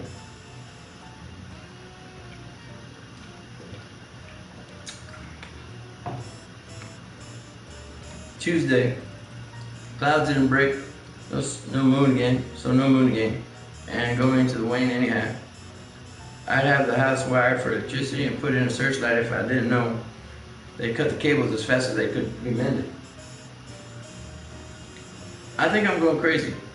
It may be that all I have ever written you is a dream or madness. It was nice. It was bad enough before, but this time it is too much. They talked to me last night, talked in that cursed buzzing voice and told me things that I dare not repeat to you. I heard them plainly over the barking of the dogs, and once when they were drowning out, a human voice helped them. Keep out of this. Will Marth, it is worse than either you or I ever suspected. They don't mean to let me get to California now. They want to take me off live or whatever, or what theoretically and mentally amounts to live. Not only to Yugoth, but beyond that. Away outside the galaxy, possibly beyond the last curved rim of space. I told them I wouldn't go where they wish, or in the terrible way they propose to take me. But I'm afraid it will be no use. My place is so far out that they may come by day as well as by night before long. 6 more dogs killed, and I felt presences all along the wooden parts of the road when I drove to Brattleboro today. It was a mistake for me to try to send you that phonograph record, and Blackstone better smash that record before it's too late. We'll drop you another line tomorrow if I'm still here. I wish I could arrange to get my books and things to Brattleboro. I'm bored there. I would run off without anything if I could, but something inside my mind was my back. I could slip out to Brattleboro where I ought to be safe, but I feel just as much a prisoner there as at the house. And I seem to know that I couldn't get much farther even if I dropped everything and tried. It is horrible. Don't get mixed up in this. Here's Ackley.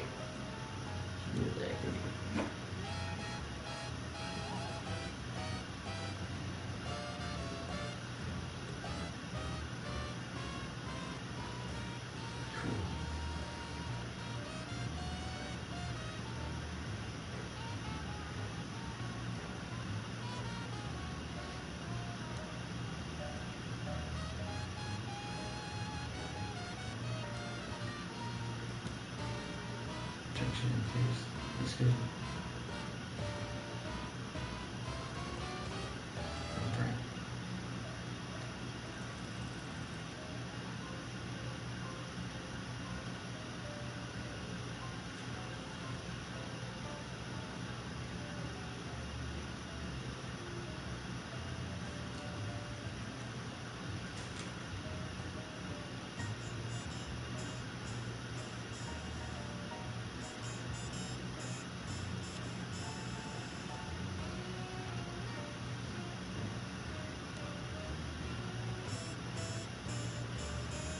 Do I have it? I wrote it all down at the end of there. Where is it?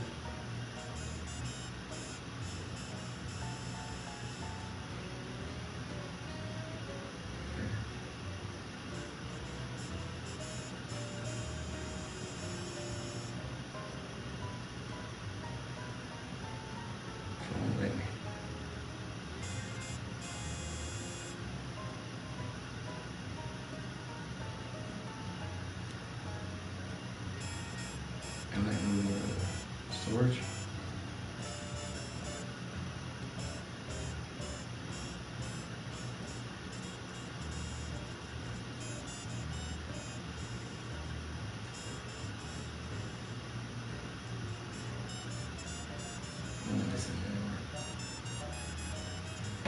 I have no storage in the cloud or something.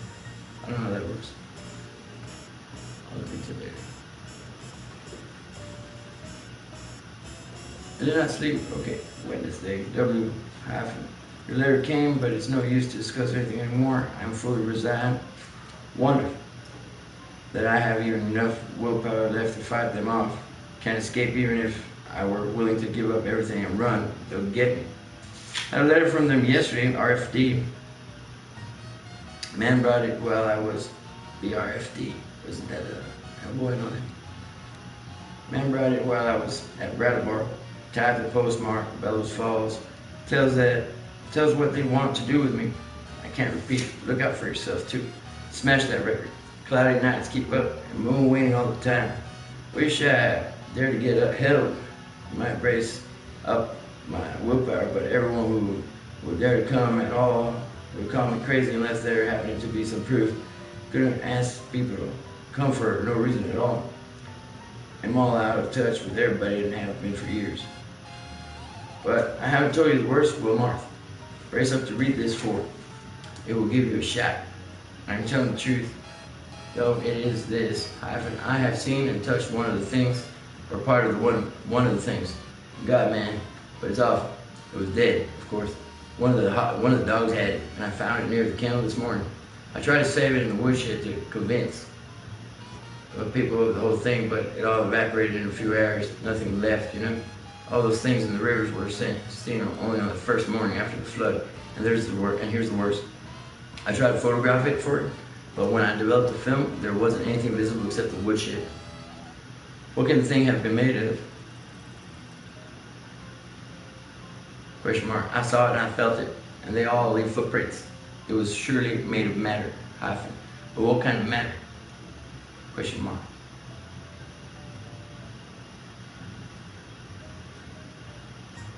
The shape can't be described. It was a great crab with a lot of pyramided flesh rings or not so thick.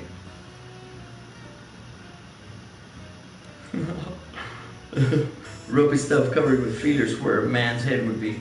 That green sticky stuff, it is blood or juice, and there are more of them due on Earth any minute. Walter Brown is missing.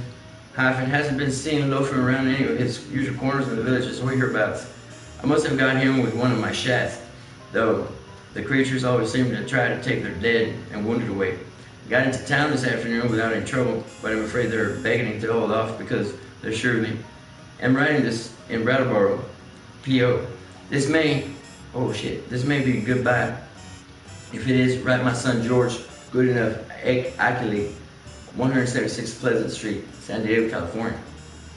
Pleasant. But don't come up here. Write the boy if you don't hear from me in a week, and watch the papers for news. I'm going to play my last two cards now. If I have the willpower left, first to try poison gas on the things. I've got the right chemicals and have fixed up masks for myself and the dogs. And then, if that doesn't work, tell the sheriff. They can lock me in a madhouse if they want to. It'll be better than what the other creatures would do. Perhaps I can get them to pay attention to the prints around the house.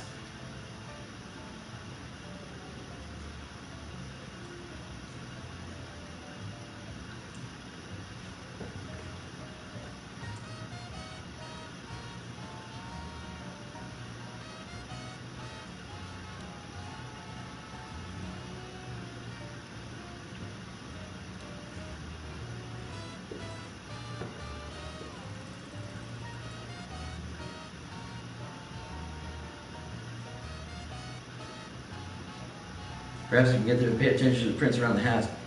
They are faint, but I can find them every morning. Suppose the police would say I faked them somehow, for they all think I'm a queer character.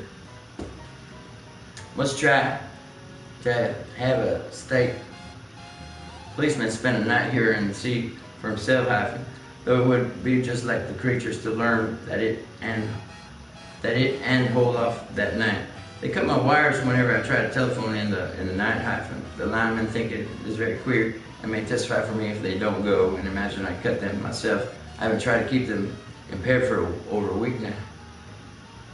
I could get some of the ignorant people to testify for me, but the reality of the horrors, But everybody laughs and what they say, and anyway, they have shunned my place for so long that they don't know any of the new events.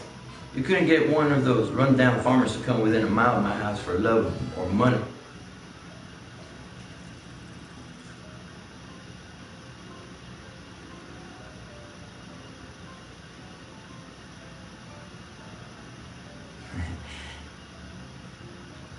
The mail carrier hears what they say and jokes about it. Hyphen God, if I only dare tell him how rude it is, I think I'll try to get him to notice the prints. But he comes in the afternoon and they are usually about to go gone by that time. If I kept one by setting a box or pan over it, he'd think surely it was a fake or joke. Wish I hadn't gotten to be such a hermit so folks don't drop around as they used to. I've never dared shoot the Blackstone or the Kodak pictures or play that record to anybody but the ignorant people. The others would say I faked the whole business and do nothing but laugh. But I made it get trash showing the pictures. They give those cloud prints clearly, even if the things that made them can't be photographed. What a shame nobody else saw that thing this morning before it went to nothing. Did it come through like the window? It's like all through up there.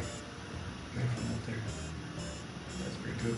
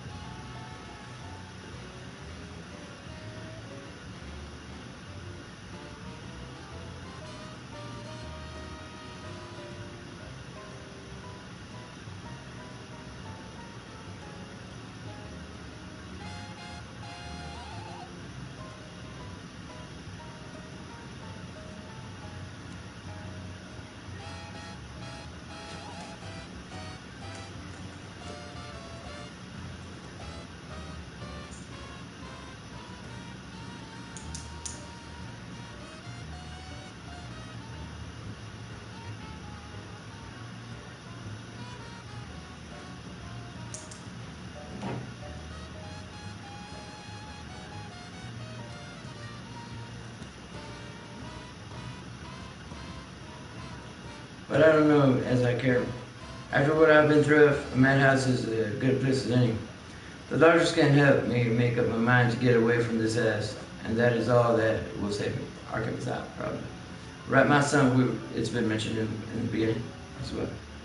Right, my son George, if you don't hear it soon, goodbye, smash the record, and don't mix up in this.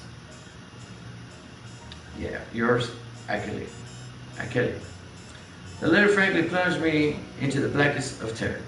I did not know what to say in answer, but scratched off some incoherent words of advice and encouragement and sent them by registered mail.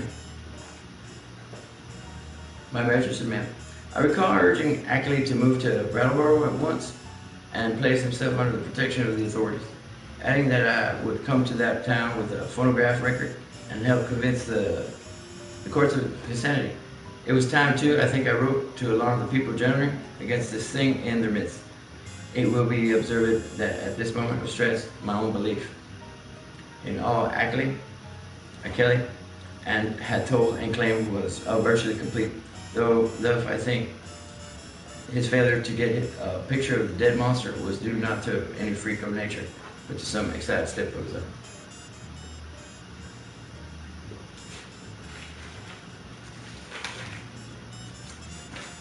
Mr. Darkness still goes.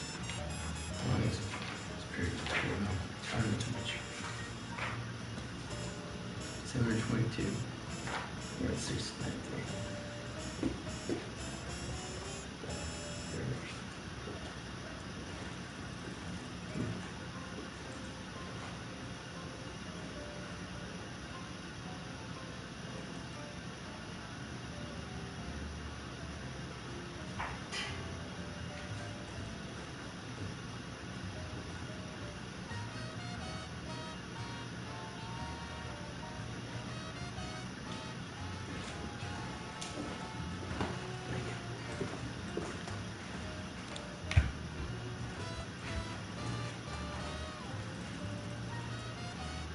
Oh, is it this thing?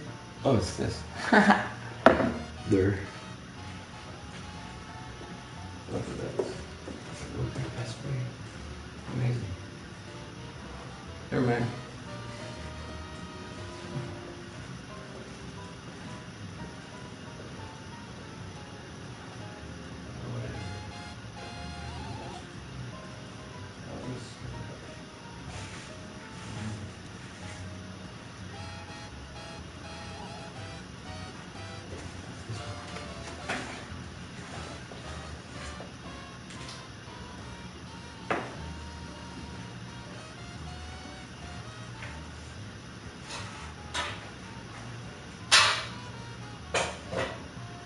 What did you read?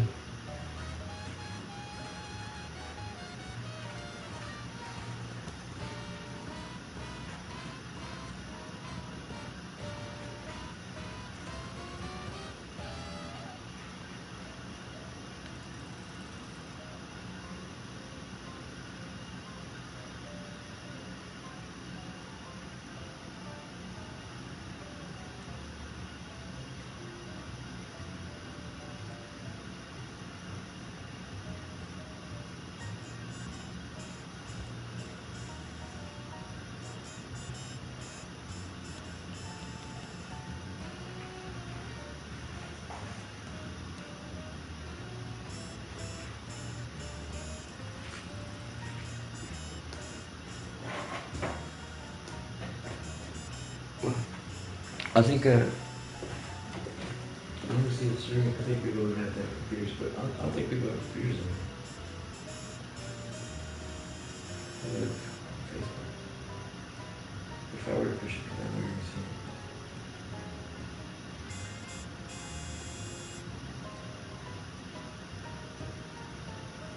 see.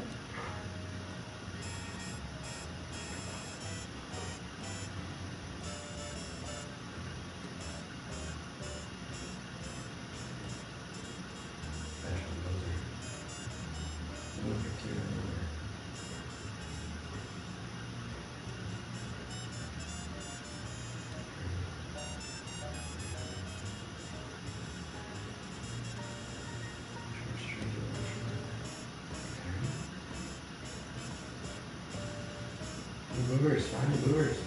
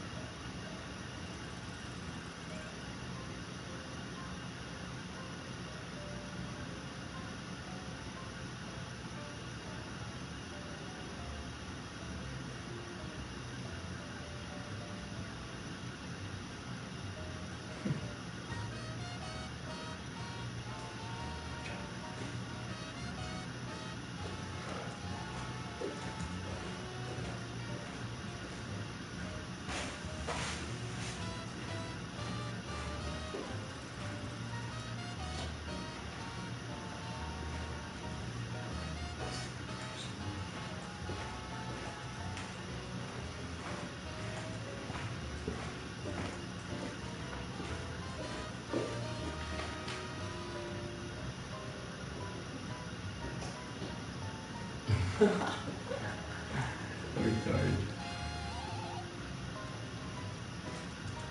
V. Then apparently crossing my incoherent note, reaching my Saturday afternoon. September 8th came that curiously different and common letter. Then he typed on a new machine. A strange letter of reassurance and invitation, which must have marked so prodigious a transition in the whole library. Drama of the Lonely Hills. Again, I will quote from memory, seeking for special reasons to preserve as much of the flavor of the style as it can. It was postmarked Bellows Falls, and the signature as well as the body of the letter was typed, hyphen as is frequent with beginners in typing. The text, though, was marvelously accurate for a tyro's work, and I concluded that Akele must have used the machine at some previous period, perhaps in college.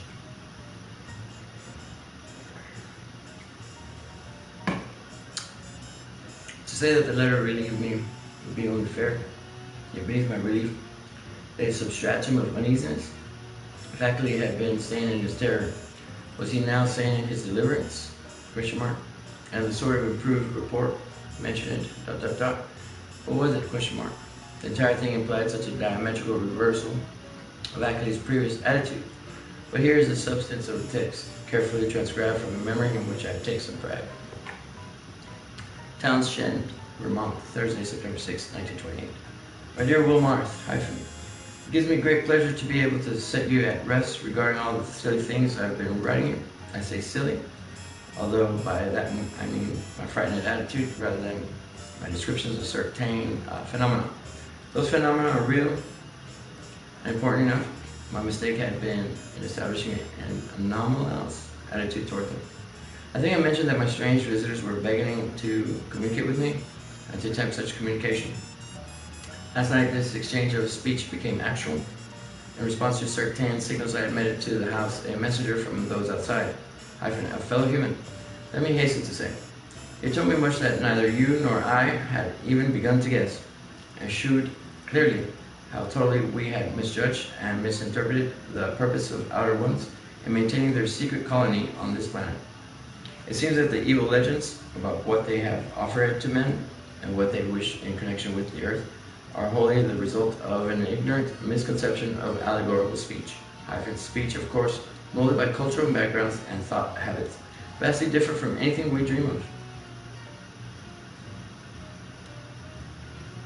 My own conjectures, I freely own, shot as wildly past the mark as any of the guesses of illiterate farmers and savage Indians. What I had thought morbid and shameful and ignominious is in reality awesome and mind-expanding and even glorious. My previous estimate being merely a phase of man's external tendency to hate and fear and shrink from the utterly different. Now I regret the harm I have inflicted upon these alien and incredible beings in the course of our nightly skirmishes. If only I had consented to talk peacefully and reasonably with them in the first place. But they bear me no grudge. Their emotions being organized very different from ours. It is their misfortune to have had as their human agents in Vermont some very inferior specimens. Hyphen, the late Walter Brown, for example, he prejudiced me vastly against them. Actually, they have never knowingly harmed men, but have often been cruelly wronged and spied upon by your species. There is a whole secret cult of evil men. A man of your mystical erudition will understand me when I think them with Hastur and the Yellow Sign, devoted to the purpose of tracking them down and injuring them on behalf of monstrous powers from other dimensions. What? The Green Lanterns? The Yellow Lanterns? Those guys. It is against these aggressors, not against normal humanity, that the drastic precautions of the Outer Ones are directed. Incidentally, I learned that many of our lost letters were stolen, not by the Outer Ones, but by the emissaries of the malign cult. All that the Outer Ones wish of man is peace and non-molestation, and an increasingly intellectual rapport. This latter is absolutely necessary now that our inventions and devices are expanding our knowledge and motions, and making it more and more impossible for the Outer Ones, necessary outposts to exist secretly on this planet. The alien beings desire to know mankind more fully and to have a few of mankind's philosophic and scientific leaders know more about them. With such an exchange of knowledge, all perils will pass and the satisfactory modus vivendi be established. The very idea of any attempt to enslave or degrade mankind is ridiculous.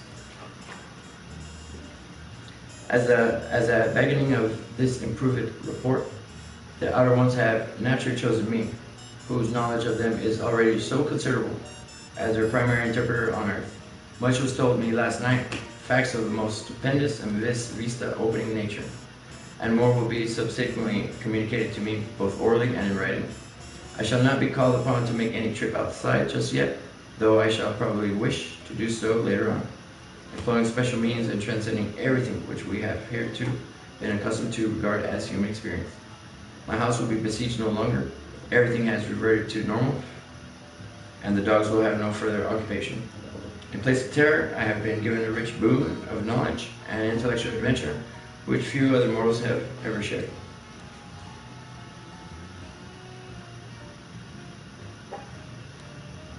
Show your tits, awesome.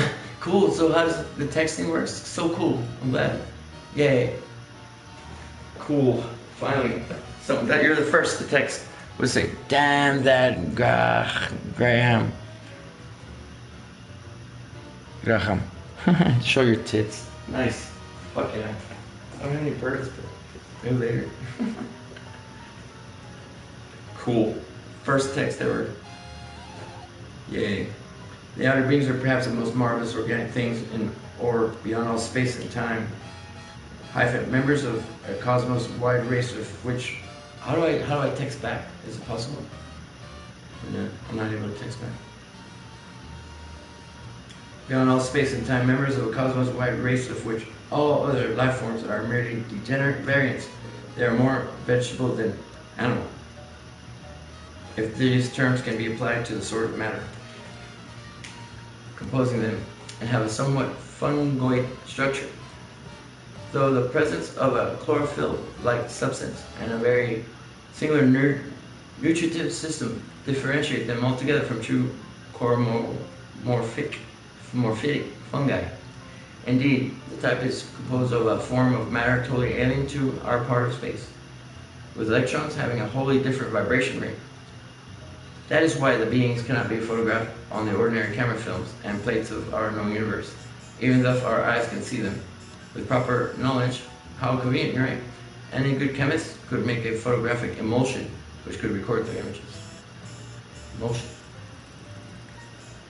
The genus is unique in its ability to traverse the heatless and airless interstellar void in full corporeal form, and some of its variants cannot do this without mechanical aid or curious surgical transpositions. Awesome.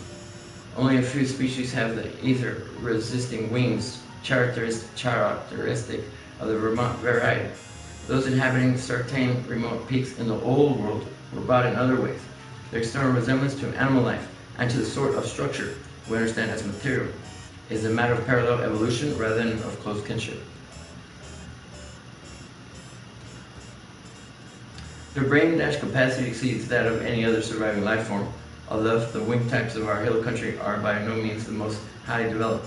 Telepathy is their usual means of discourse, though they have rudimentary vocal organs, which, after a slight operation,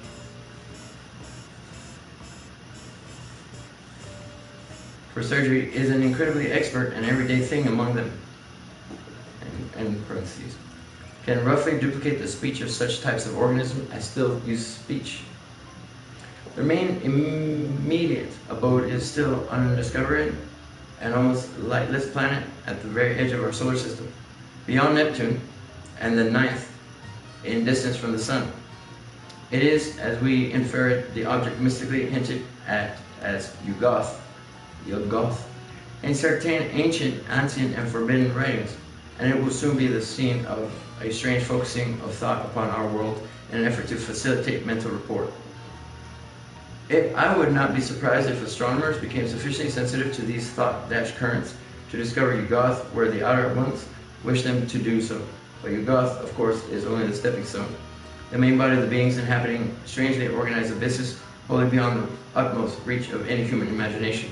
The space-time globule, which we recognize as the totality of all cosmic entity, is only an atom in the genuine infinity which is theirs. And as much of this infinity as any human brain can hold is eventually to be opened up to me, as it has been to not more than 50 other men since the human race has existed. Do you listen to Ghost? Damn, that's Graham. Damn that Graham. Do you listen to Ghost? Yes, I listen to all of them. Why, you have ghosts that won't talk to me? You would probably call this raving at first. Wilmarth, but in time you will appreciate the titanic opportunity I've stumbled upon. I want you to share as much of it as is possible, and to that end, must tell you thousands of things that won't go on paper. In the past, I have warned you not to come to see me. Now all that is safe. I take pleasure in rescinding that warning and inviting you to listen to Ghost. Is it a band? It's also a comic book.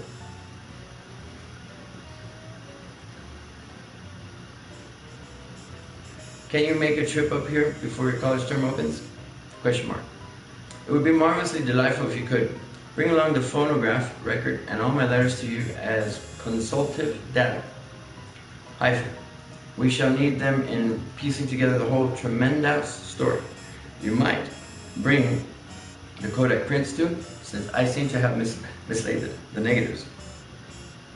And my own prints in all this recent excitement. But what a wealth of facts I have to add to all this groping and tentative material. And what a stupendous device I have to supplement my additions. Don't hesitate. I am free from espionage now.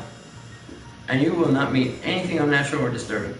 Just come along and let my car meet you at the Brattleboro station. Prepare to stay as long as you can and expect many an evening of discussion of things beyond all human conjecture. Don't tell anyone about it, of course, oops, for this matter must not get to the promiscuous public.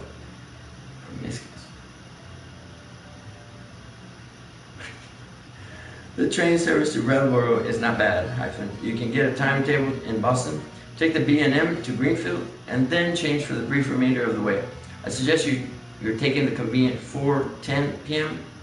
standard from Boston. This gets you to Greenfield at 7:35 and at 9:19. A train leaves there which reaches Brattleboro at 10:01.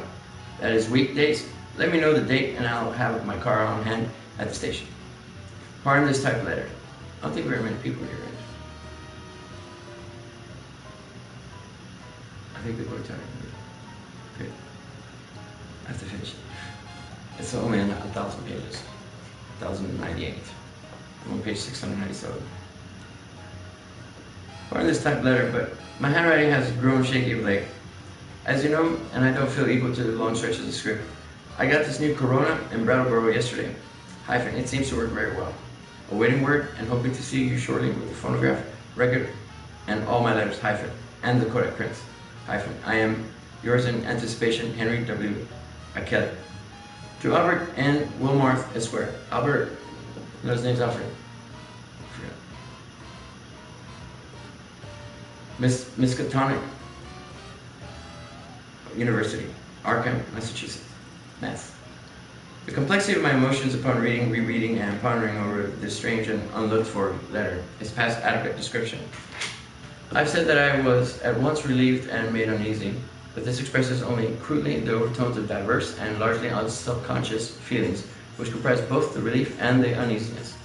To begin with, the thing was so antipodally at variance with the whole chain of horrors preceding it, the change of mood from stark terror to cool complacency, and even exaltation was so unheralded, lightning-like and complete. Exclamation point. I could scarcely believe that a single day could so alter the psychological perspective of one who had written that final frenzied bulletin on Wednesday, no matter what relieving disclosures that day might have brought. To listen to us. At certain moments, a sense of conflicting unrealities made me wonder whether this whole distantly reported drama of fantastic forces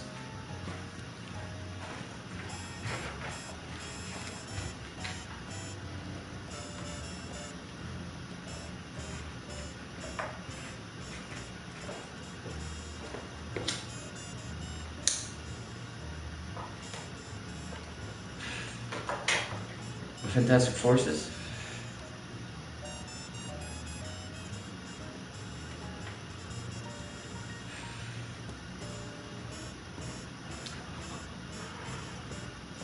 Fantastic Forces were not a kind of half illusionary dream created largely within my own mind. Then I thought of the phonograph record and gave way to still greater bewilderment. It's too bright in here. Should change the light.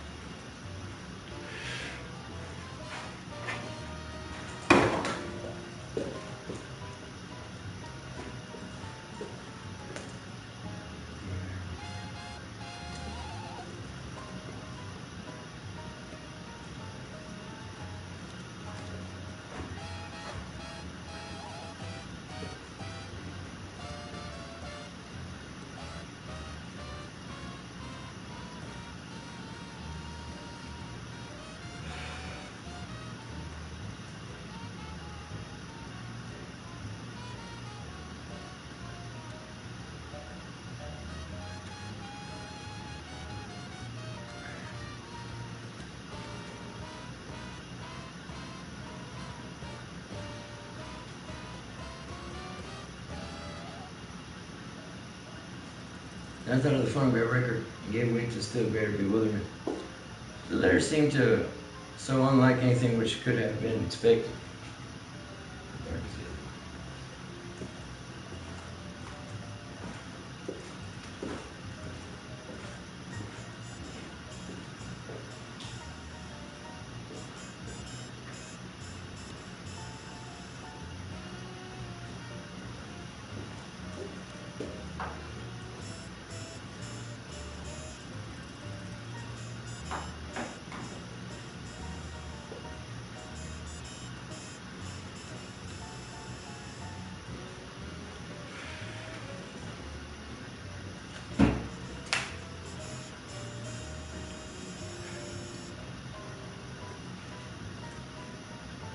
As I analyzed my impression, I saw that it consisted of two distinct phases. First, granted that Kelly had been sane before and was still sane, the indicated change in the situation itself was so swift and unthinkable. And secondly, the change in Kelly's own manner, attitude, and language was so vastly beyond the normal or the predictable.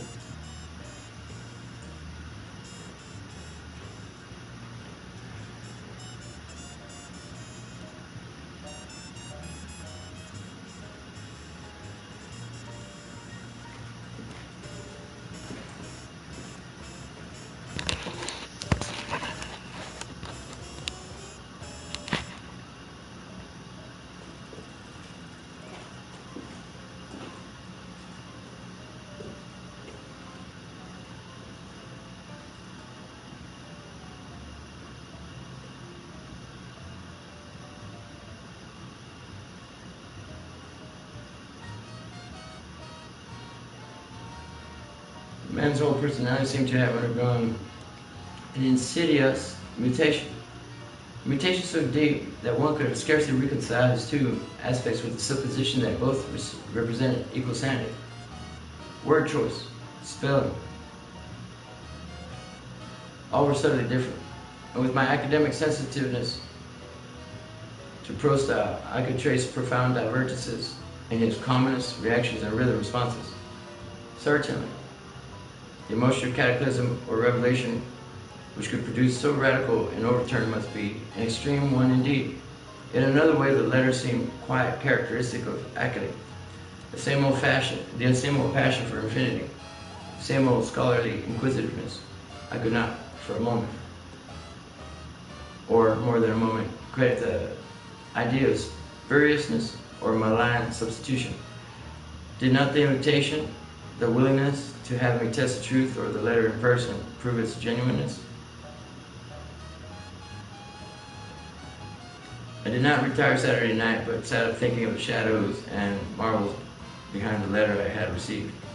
My mind aching from the quick succession of monstrous conceptions it had been forced to confront during the last 4 months, worked upon this, sowing new material in a cycle of doubt and acceptance which repeated most of the steps, experiencing and facing the earlier wonders.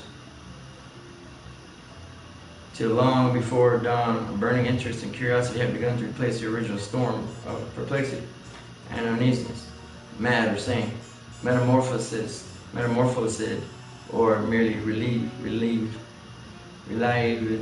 or of perplexity and uneasiness, mad or sane, metamorphosis, or merely relieved.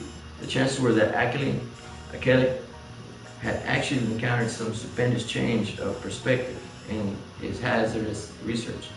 Some change at once diminishing his danger, real or fancy, and opening dizzy new vistas of cosmic and superhuman knowledge.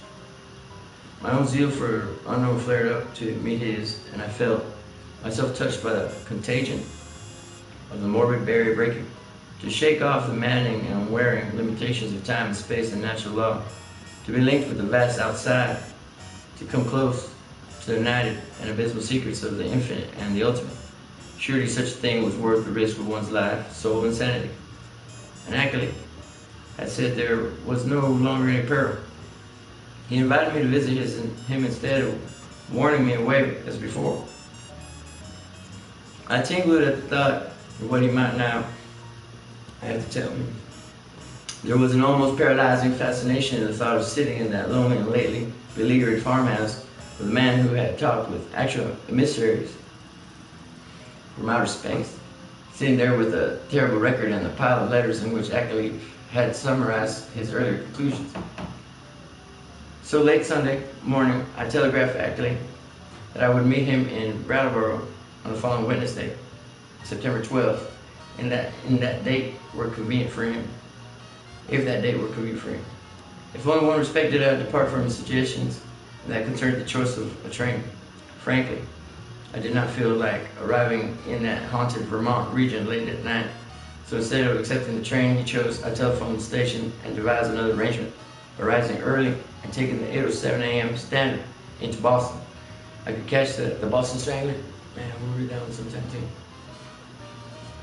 I could catch the 9:25 for Greenfield, arriving there at 12:22 noon. This connected exactly with the train reaching Brattleboro at 1:08 p.m. A much more comfortable hour than 10:01 for a meeting. Is there a Texas Chainsaw Massacre ready? I'm gonna find it. Ackley, I'm riding with him in the close-packed, secret-guarded hills. I mentioned this choice in my telegram. I was glad to learn in reply, which came toward evening, that it had met with my prospective host's endorsement. His wire ran thus: arrangement satisfactory. We'll meet 1:08 train Wednesday, end stop. Don't forget record and letters and prints, end stop. Keep destination quiet, end stop. Expect great revelation, end stop. Ackley. Receipt of this message in direct response to one sent to Ackley, and necessarily delivered to his house from the Townshend station, either by official messenger or by restored telephone service, removed any lingering subconscious doubts I may have had about the authorship of the perplexing letter. My relief was marked. Indeed, it was greater than I could account for at that time, since all such doubts had been rather deeply buried. But I slept soundly and long that night, and was eagerly busy with preparations during the ensuing 2 days.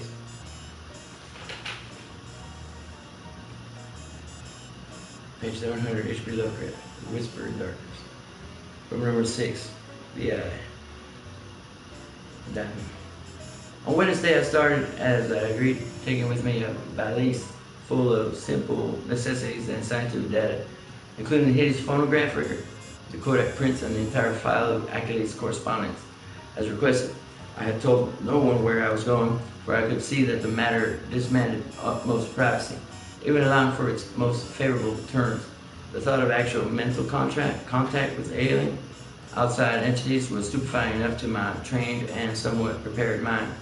And this being so, what might one think of its effect on the vast masses of uninformed laymen? Question mark. Question point.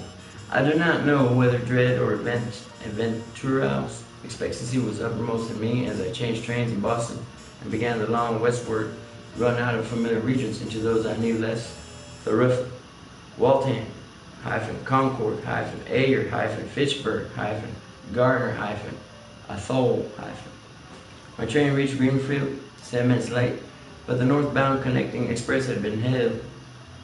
Transferring in haste, I felt a curious breathlessness as the cars rumbled on throughout the early afternoon sunlight into territories I had always read of, but had never before visited. I knew I was entering an altogether older-fashioned and more primitive New England than the mechanized, urbanized, coastal, and southern areas where all my life had been spent, an unspoiled ancestral New England, without the foreigners and factory smoke, billboards and concrete roads, the sections which modernity has touched. There would be odd survivals of that continuous native life whose deep roots make it the one authentic outgrowth of the landscape. Continuous native life which keeps alive strange, ancient memories, ancient, and fertilizes the soil for shadowed, marvelous, and seldom mentioned beliefs. Now and then I saw the blue Connecticut River gleaming in the sun, and after leaving Northfield, we crossed it. I had illumined green and cryptical hills, and when the conductor came around, I learned that I was at last in Vermont. He told me to set my watch back an hour, since the northern hill country will have no dealings with newfangled daylight time schemes.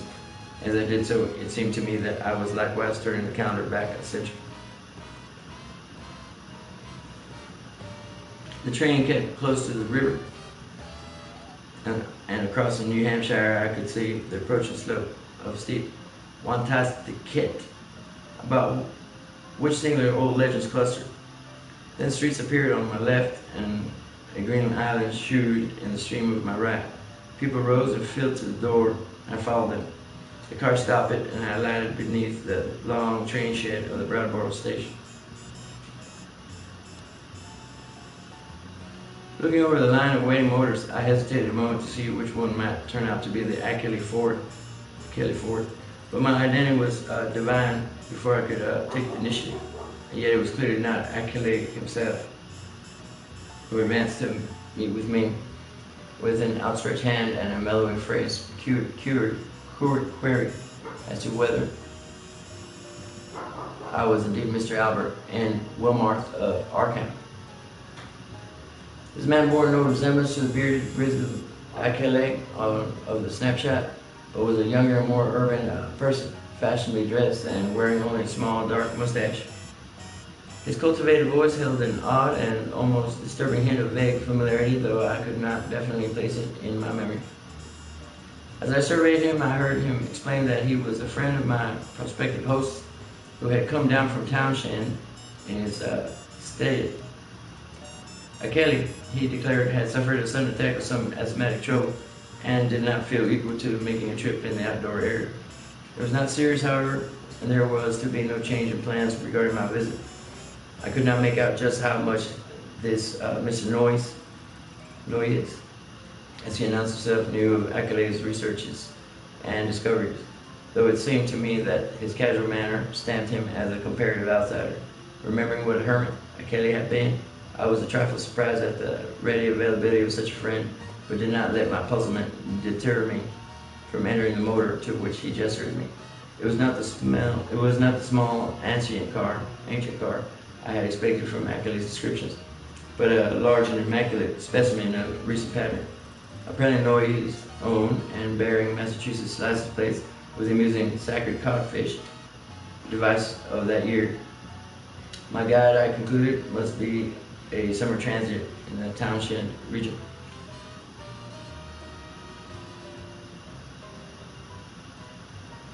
Noise climbed into the car beside me and started it at once.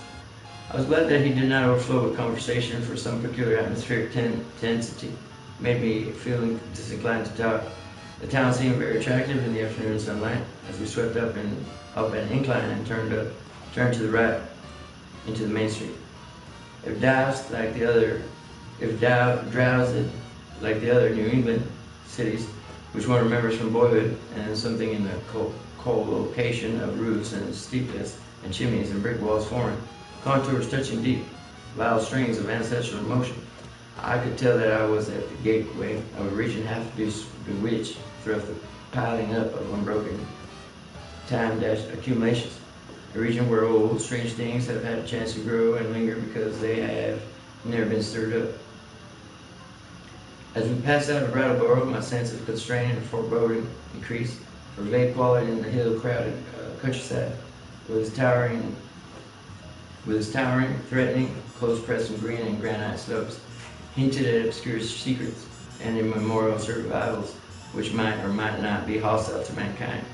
For a time, of course, followed a broad, shallow river which flowed down from the unknown hills in the north, and I shivered when my companion told me it was the West River. It was in this stream, I recalled from the newspaper items, that one of the morbid, crab-like beings had been seen floating after the floods. Gradually, the country around us grew wilder and more deserted, archaic. Covered bridges lingered fearsomely out of the paths and pockets of the hills, and the half-abandoned railway track paralleling the river seemed to exhale a nebulously visible air of desolation. There were also sweeps of vivid valley where great cliffs rose, New England's virgin granite, shooting gray and austere through the verdure that scaled the crest. There were gorges where untamed streams leaped, bearing down toward the river the unimagined secrets of 1,000 pathless peaks. Branching away now and then were narrow, half-concealed roads that bored their way through solid, luxuriant masses of forest, among whose primal trees whole armies of elemental spirits might well lurk. As I saw these, I thought of how Achille had been molested by unseen agencies on his drives along the very route, and did not wonder what such things could be. The quaint, slightly village of New Fane, reached in less than an hour, was our last link.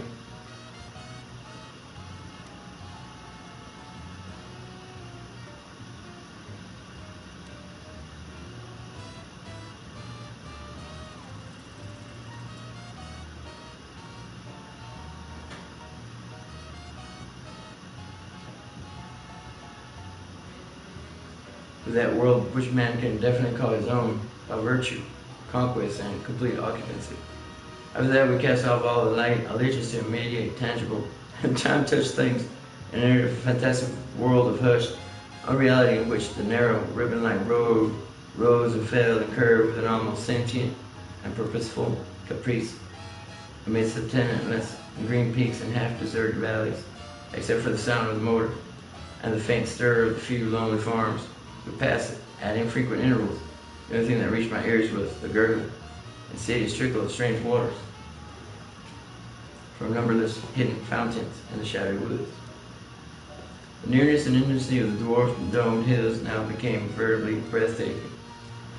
Their steepness and abruptness were even greater than I had imagined from the hearsay, and suggested nothing in common with the prosaic, objective world we know. The dense, unvisited woods on those inaccessible slopes seemed to harbor alien and incredible things. I felt that the very outline of the hills themselves had some strange and aeon-forgotten meaning, and they were vast hieroglyphs left by the rumored Titan race, whose glories live only in the rare, deep dreams. All the legends of the past and all the stupefying imputations of Henry, accolades, letters, and exhibits welled up in my memory to heighten the atmosphere of tension and growing menace. The purpose of my visit and the frightful abnormalities it postulated struck me all at once with a chill sensation that nearly overbalanced my ardor for strange devils. My guide must have noticed my disturbed attitude, for as the road grew wilder and more irregular, and more motion slower and more jolting, his occasional pleasant comments expanded into a steadier flow of discourse.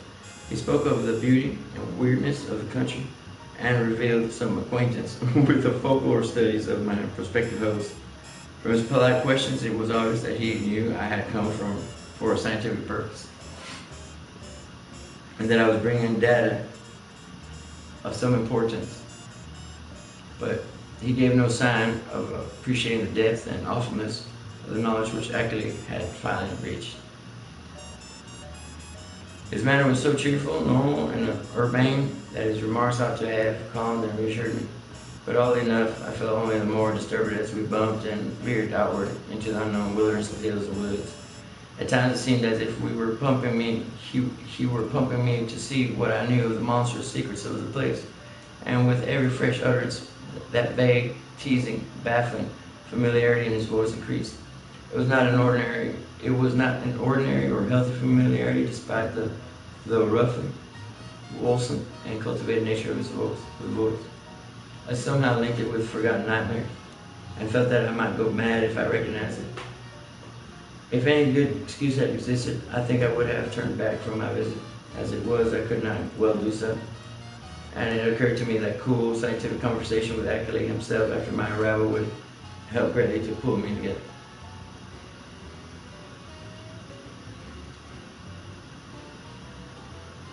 Besides, there was a strangely common element of cosmic beauty in the hypnotic landscape through which we climbed and plunged fantastically. Time had lost itself in labyrinths. Behind and around us stretched only the flowering waves of fire air and the recaptured loveliness of vanquished centuries. The hoary groves, the untainted pastures edged with gay autumnal blossoms, and at vast intervals the small brown farmsteads nestling amidst huge trees beneath vertical precipices of fragrant briar and a meadow of dense grass. Even the sunlight seemed a supernal glamour, and some special atmosphere or exaltation mantled the whole region. I had seen nothing like it before, save in the magic vistas that sometimes formed the backgrounds of Italian primitives. Sodoma and Leonardo conceived such expanses, but only in the distance, and through the vaultings of Renaissance arcades. We were now burrowing bodily through the midst of the picture, and I seemed to find in its necromancy a thing I had innately known or inherited, and for which I had always been vainly searching. Suddenly, after rounding an obtuse angle at the top of a sharp ascent, the car came to a standstill. On my left, across the well-kept lawn which stretched through the road and flaunted a border of whitewashed stones, rose a white 2.5-story house of unusual size and elegance for the region. With congyres of contiguous or arcade-like barns, sheds, and windmill behind and to the right, I recognized it at once from the snapshot I had received. I was not surprised to see the name of Henry Ackley on the galvanized iron mailbox near the road. For some distance back of the house, a level stretch of marshy and sparsely wooded land extended, beyond which soared a steep, thickly forested hillside ending in a jagged, leafy crest. This latter I knew was the summit of Dark Mountain, halfway up which we must have climbed already. Alighting from the car and taking my valise, Noyes asked me to wait while he went in and notified Kelly of my advent. He himself, he added, had important business elsewhere and could not stop for more than a moment. As he briskly walked up the path to the house, I climbed out of the car, wishing to stretch my legs a little before settling down to a sedentary conversation. My feeling of nervousness and tension had risen to a maximum again, now that I was on the actual scene of the morbid beleaguering described so hauntingly in Kelly's letters, and I honestly dreaded the coming discussions which were to link me with such alien and forbidden world. Close contact with the utterly bizarre is often more terrifying than inspiring, and it did not cheer me to think that this rare bit of dusty road was a place where those monstrous tracks and that fotid green I chore had been found after moonless nights of fear and death. I noticed that none of Kelly's dogs seemed to be about had he sold them all as soon as the outer ones made peace with him. Question mark. Try as I might, I could not have the same confidence in the depth of sincerity of that peace which appeared in Achilles' final and queerly different letter. After all, he was a man of much simplicity and with little worldly experience. Was there not perhaps some deep and sinister undercurrent beneath the surface of the new alliance? Question point.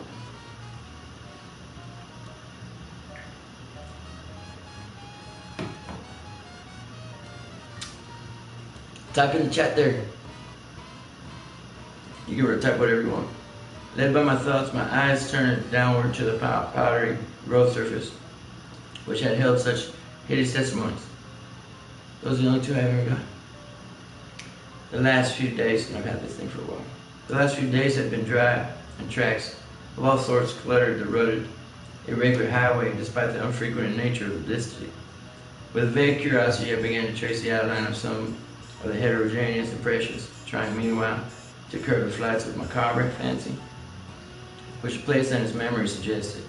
There was something menacing and uncomfortable in the funereal stillness, in the muffled subtle trickle of distant brooks, and in the crowding green peaks and black wooded precipices that choked the narrow horizon. And then an image shot into my consciousness which made those vague menaces and flights of fancy seem mild and insignificant indeed.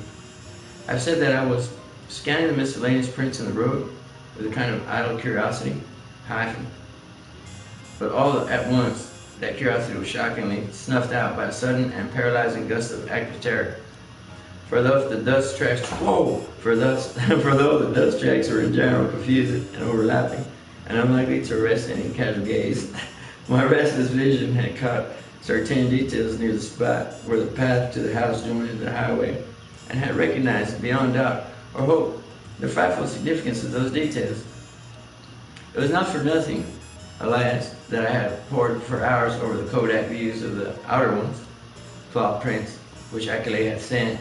Too well did I know the marks of those loathsome nippers, and that hint of ambiguous direction which stamped the horrors as no creatures of this planet.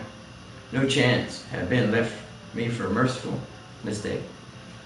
Here, indeed, in objective form before my own eyes, surely made not many hours ago, we'll leave it off the tape, were at least 3 marks which stood out blasphemously among the surprising plethora of blurred footprints leading to and from the Achilles farmhouse.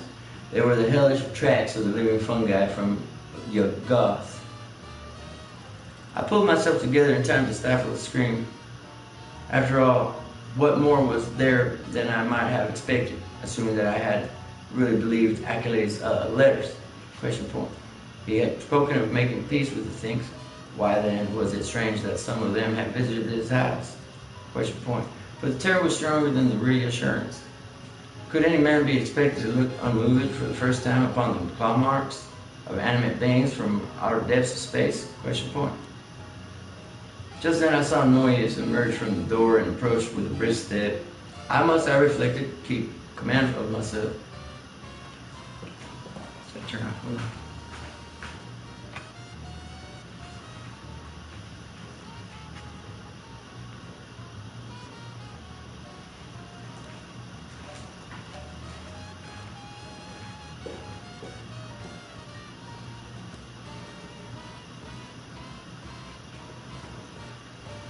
For the chances were this genial friend knew nothing of Achilles' profoundest and most stupendous probings into the forbidden. Achilles, Noyes, hastening to inform me, was glad and ready to see me, although his sudden attack of asthma would prevent him from being a very competent host for a day or two. These spells hit him hard when they came, and were always accompanied by a debilitating fever and general weakness. He never was good for much while they lasted, had to talk in a whisper, and was very clumsy and feeble when getting about. His feet and ankles swelled too, so that he had to bandage them like a gouty old beef eater. Gin. Today he was in rather bad shape, and so that I would have to attend very largely to my own needs. But he was nonetheless eager for conversation. I would find him in the study at the left of the front hall, the room where the blinds were shut. He had to keep the sunlight out when he was ill, for his eyes were very sensitive. As No Yes bade me adieu and rode off northward in his car, I began to walk slowly toward the house. The door had been left ajar for me, but before approaching and entering, I cast a searching glance around the whole place, trying to decide what had struck me as so intangibly queer about it. The barns and sheds looked trimly prosaic enough, and I noticed Achilles' battered Ford in its capacious, unguarded shelter. Then the secret of the queerness reached me.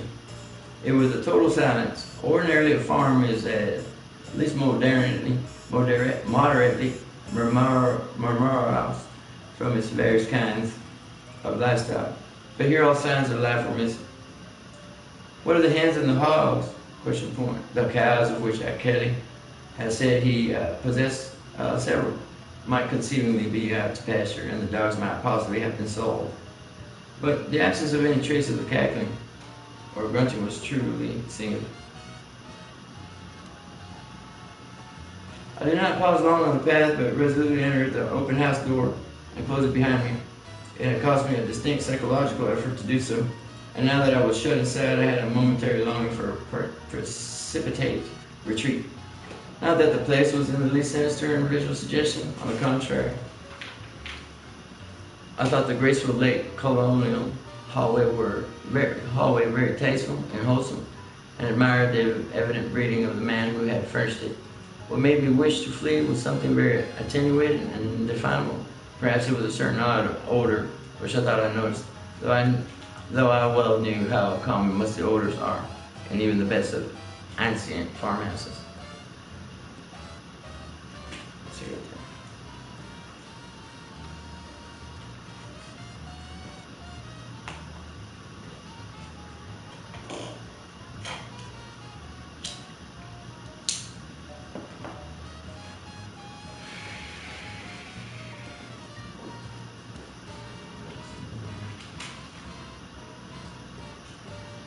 Not enough stores, yeah, something I could back to because there's one about food stores. Storage settings. These stores are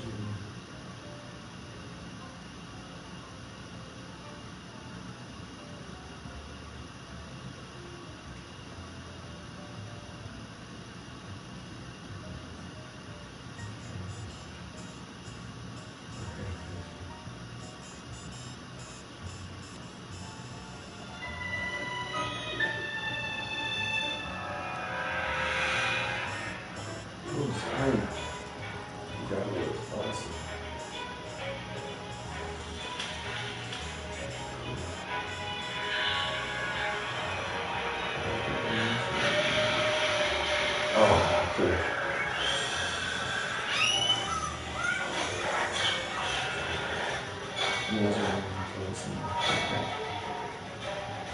Okay. If you still on something.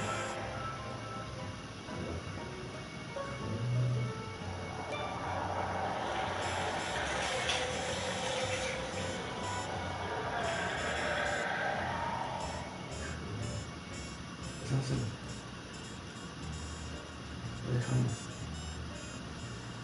More videos, more. More. Awesome, Matt. Any chance more stories might be added in the future?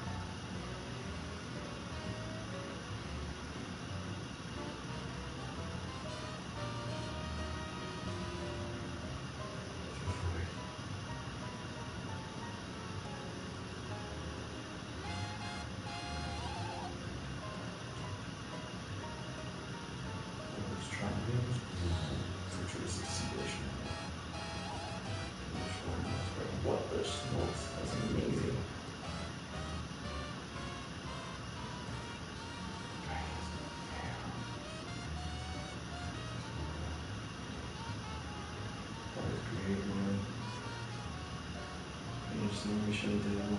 Pretty much fixed up. Dang. That's a good price too. I like the colors. Very nice. Awesome.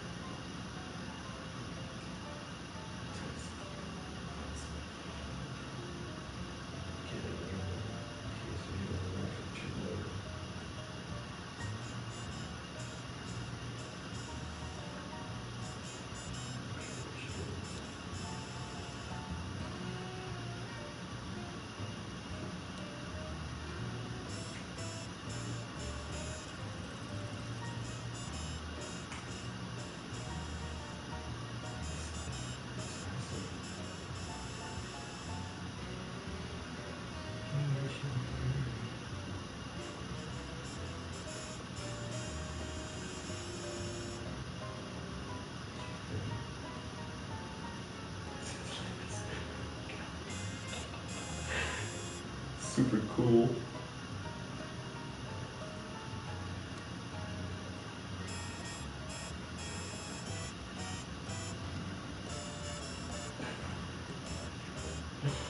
So rad.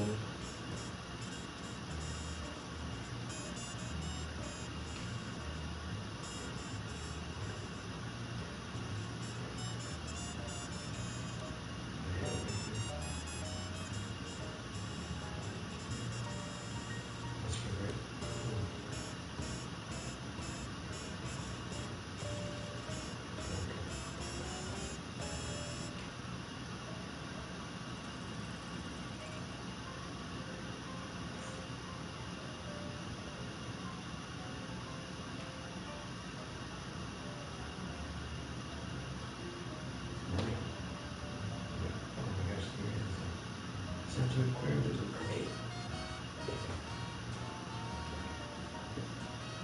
Twins.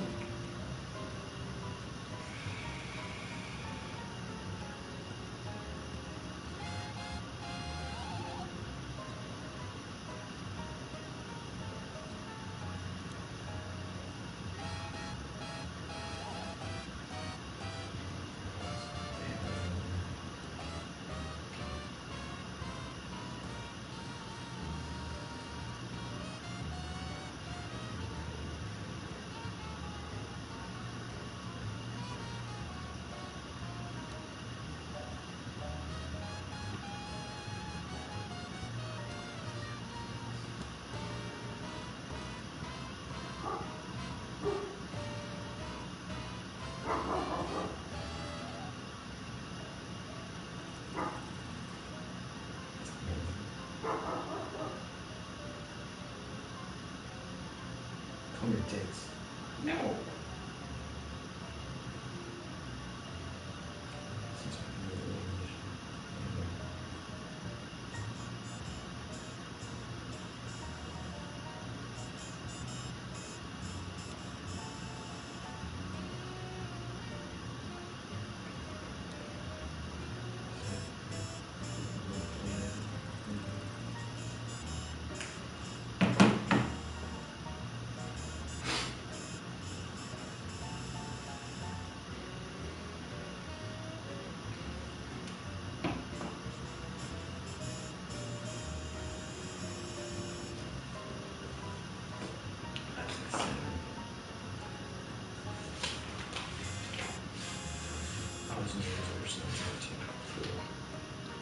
Refusing to let this clouded qualms overmaster me, I recalled no Jesus' instructions and pushed open the 6-pound brass latch-wide door on my left.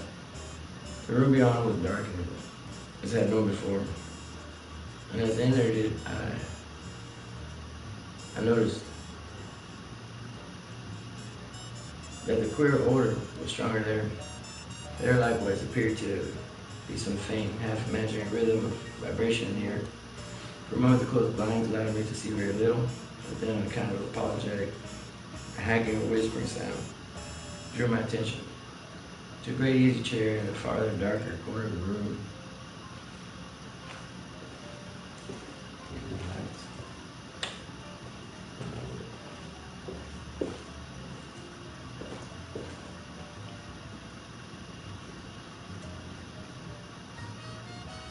Within the shadowed depths, I saw the white glitter of a man's face and hands, and the moment I had crossed to greet the figure who had tried to speak, even though the light was, I perceived that this was indeed my host.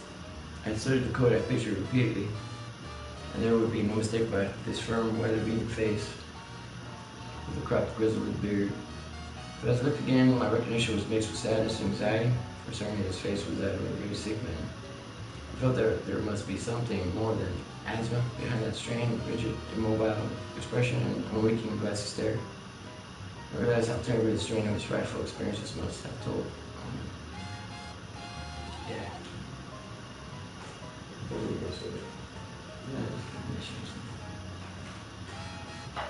I see now.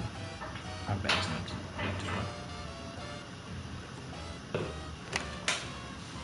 That's cool.